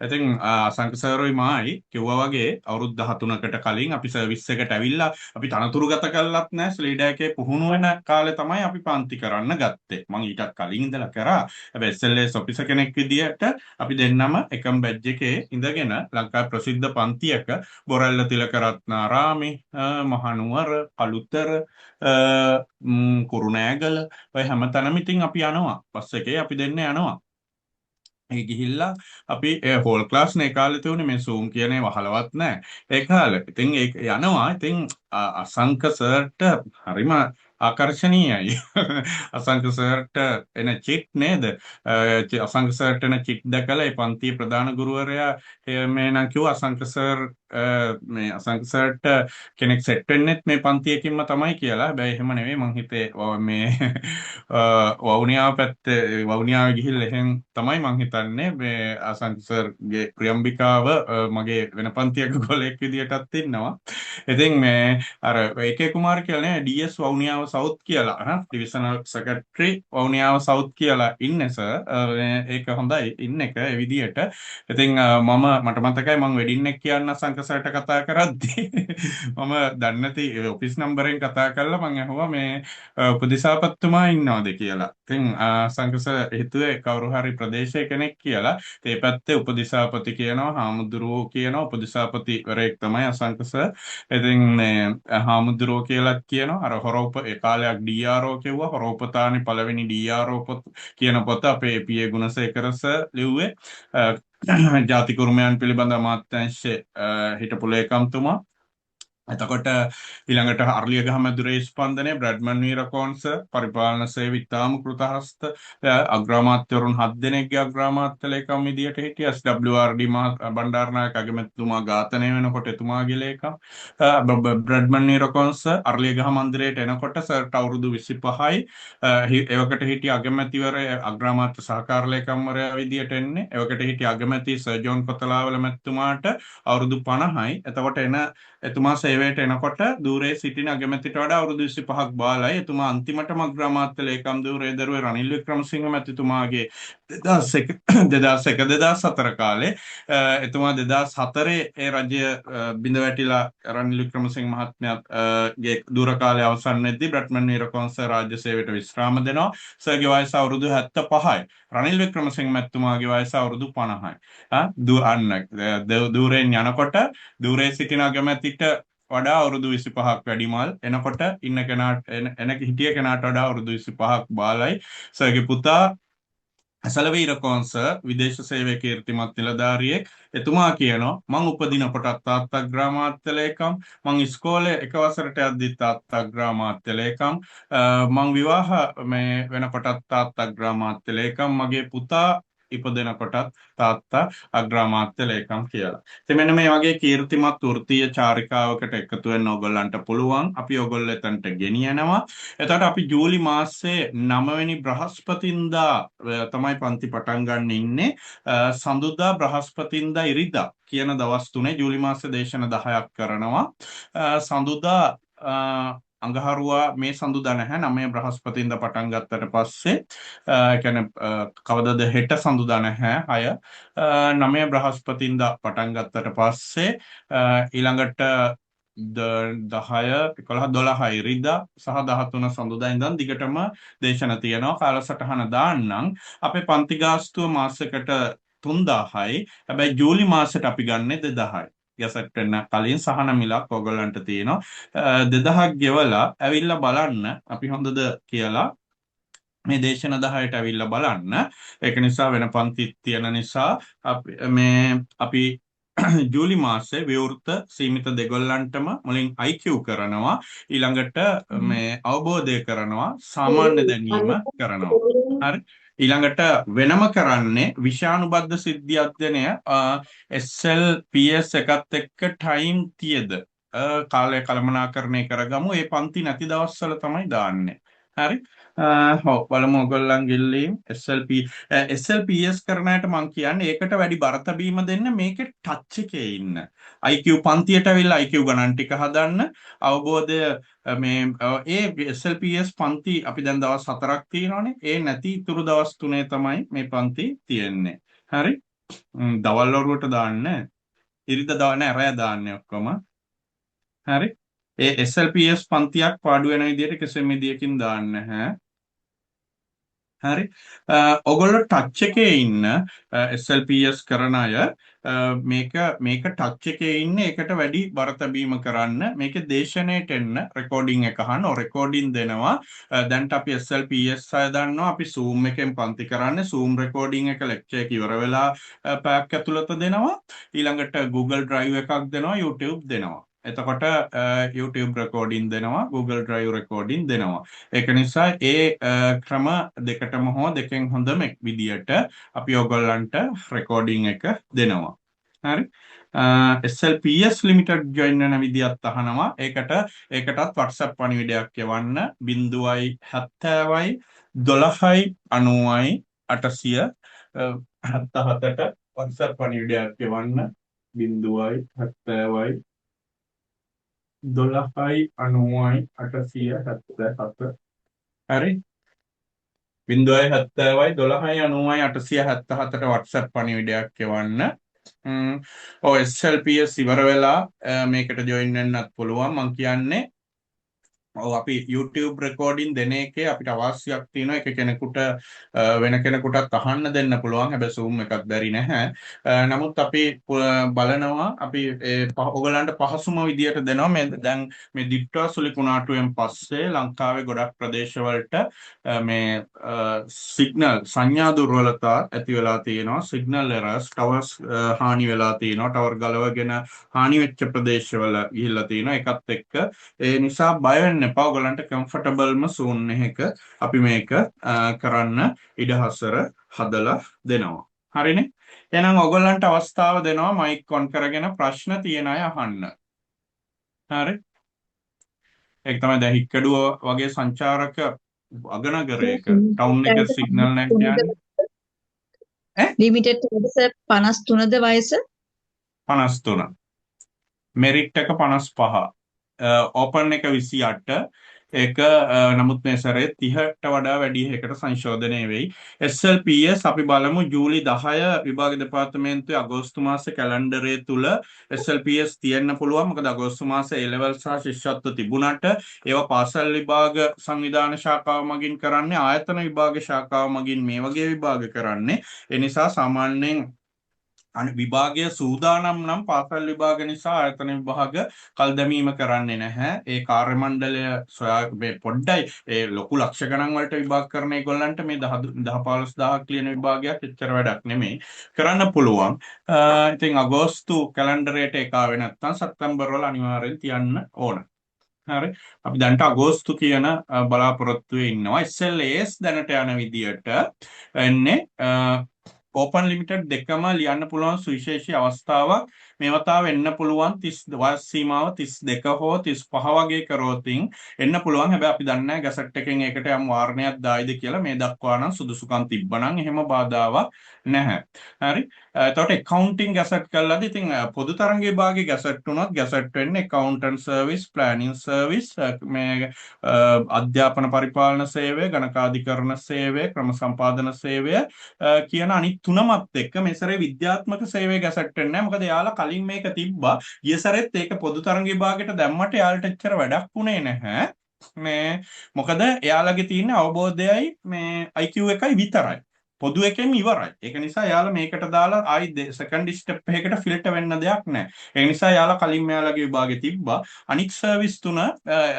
සමහර සර්විස් ඉල්ලලා තියෙනවා කියනවා යාලගේ එක වෙනම තියන්න කියලා. මොකද වැඩි ලකුණු ගන්න SLS වලට ගියාම යාලට ආයි පහලින් ගන්න වෙන අවස්ථාව නිසා.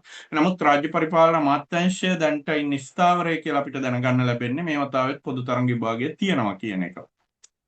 SLAS කවදා වගේ වෙයිද ලිමිටඩ් වලින් ගන්න 40යි SLAS දැන්ට කියන විදිහට ජූලි මාසේ අග ගැසට් වෙනවා SLAs එක. එතකොට අගෝස්තු මාසයේ පුරාම අයදුම්පත් දාන්න අවස්ථාව දෙයි. අගෝස්තු අග වෙයි ක්ලෝසින් ඩේට් එක. ක්ලෝසින් ඩේට් එකේ ඉඳලා මාස දෙකමාරක් 3ක් වගේ කාලයක් අවශ්‍ය වෙන විභාගෙ තියන්න. එතකොට සැප්තැම්බර් ඔක්තෝබර් නැතුව නොවැම්බර් වෙයි බොහෝ විට. දෙසැම්බර් වලට කලින් තියාගන්න එක යාලට ලේසි. O level වලට කලින් නොවැම්බර් අග හෝ දෙසැම්බර් මුල වෙයි කියලා තමයි මම හිතන්නේ. නොවැම්බර් මුල වෙන්නත් පුළුවන්. වේගයෙන්ම එයාලා කටයුතු කරෝතින් ලිමිටඩ් අයට ලියන්න පුළුවන් වාර ගාන 2-3ක් විදියට සංශෝධනය වෙයි කියලා දැන්ට තොරතුරු තියෙනවා. මොකද ප්ලෑනින් සර්විස් වල ඒක වුණා. හරි. SLPS වලට පන්ති ගිහිපෝ SLPS දාලා ඒකට පන්ති ගිහිල්ලා ඒකට යම ආයෝජනයක් කරපුවා ඒකට ප්‍රයොරිටි දෙන්න. මේකේ ඒක තමයි අපි ජුලයි මාසයේ අවබෝධය IQ ඕගොල්ලන්ට දැන් විශාල පිරිසක් පන්ති පටන්ගෙන තියෙනවනේ. ඒතර පන්ති නොගිහින් ඉන්න එපා. එහෙම වුණොත් තරගයේදී ඕගොල්ලන්ට අවාසි. ගිහිල්ලා ටච් එකේ ඉන්න. ටච් එකේ ඉන්න එක මම කියන්න ඕනේ නැහැ. පන්තියට ඇවිල්ලා පන්තියේදී ගණන් ටික හදන්න. එතකොට IQ අවබෝධයේ ප්‍රශ්න ටික දැන් අවබෝධය ටිකක් ප්ලෑනින් සර්විස් වල කෙරිලානේ තියෙන්නේ. අවබෝධය ඒකට තව පොඩ්ඩයි මේක එකතු කරගන්න ඕන. රචනය සාරාංශය වගේ ටිකක්. ඒකත් පොදු මේ ඒ කියන්නේ ලිමිටඩ් ලියන අය පොදු තරංග විභාගයේ නම් අවබෝධය කියන්නේ ඒක වෙනම එකක්. හරි. ඒකෙත් තියෙන කෙටි ප්‍රශ්න පත්‍රයක්. හරි. ඒක නිසා මේ ඒ විදියට කරන්න කාලය නම් හොඳටම ඇති. SLPS ඉවර වෙන කියන්නේ දැන් තියා පොඩ්ඩක් පැණි රස් කිරීම පටන් ගන්න. හරි මීමැස්සා ටික ටික වදේ බඳින්න දැන් තියා රොන්සන්න පටන් ගන්න කියන එක කියනවා. SLPS වලට ආයෝජනය කරපු අයට ඒකට වැඩි බර තැබීම. ඉතින් ඒක ඔයගොල්ලෝ තීරණ ගැනීමේ කුසලතාවය එක්ක ජීවිත පරිඥාණයෙන් ඒක තීරණය කරන්න ඕන දෙයක්. ඉතින් පර්සනලුත් කෝල් කරන්න පුළුවන්. මගේ නම්බර් එක 071 265 99 03 WhatsApp වල තියෙනවා. පන්තියේ පරිපාලන නම්බර එක තමාලි මිස්ගේ 070 12 90 877. හරි මේකට WhatsApp පණිවිඩය වල අවශ්‍ය තොරතුරු ගන්න පුළුවන්. YouTube ඉන්නවා අපි WhatsApp ඉන්න Facebook දනාර এডুকেෂන් Facebook page එක හැමෝම follow කරන්න. හොඳයි නේද එහෙනම්? ඔව්. පැයකමාරක් අපි කතා කරා විභාගය ගැන හැඳින්වීම ගැන අපි ගැන කිව්වා. ඊළඟ දවසේ ඔය අරලු බූරලු මුකුත් නැහැ. කෙලින්ම පාඩම.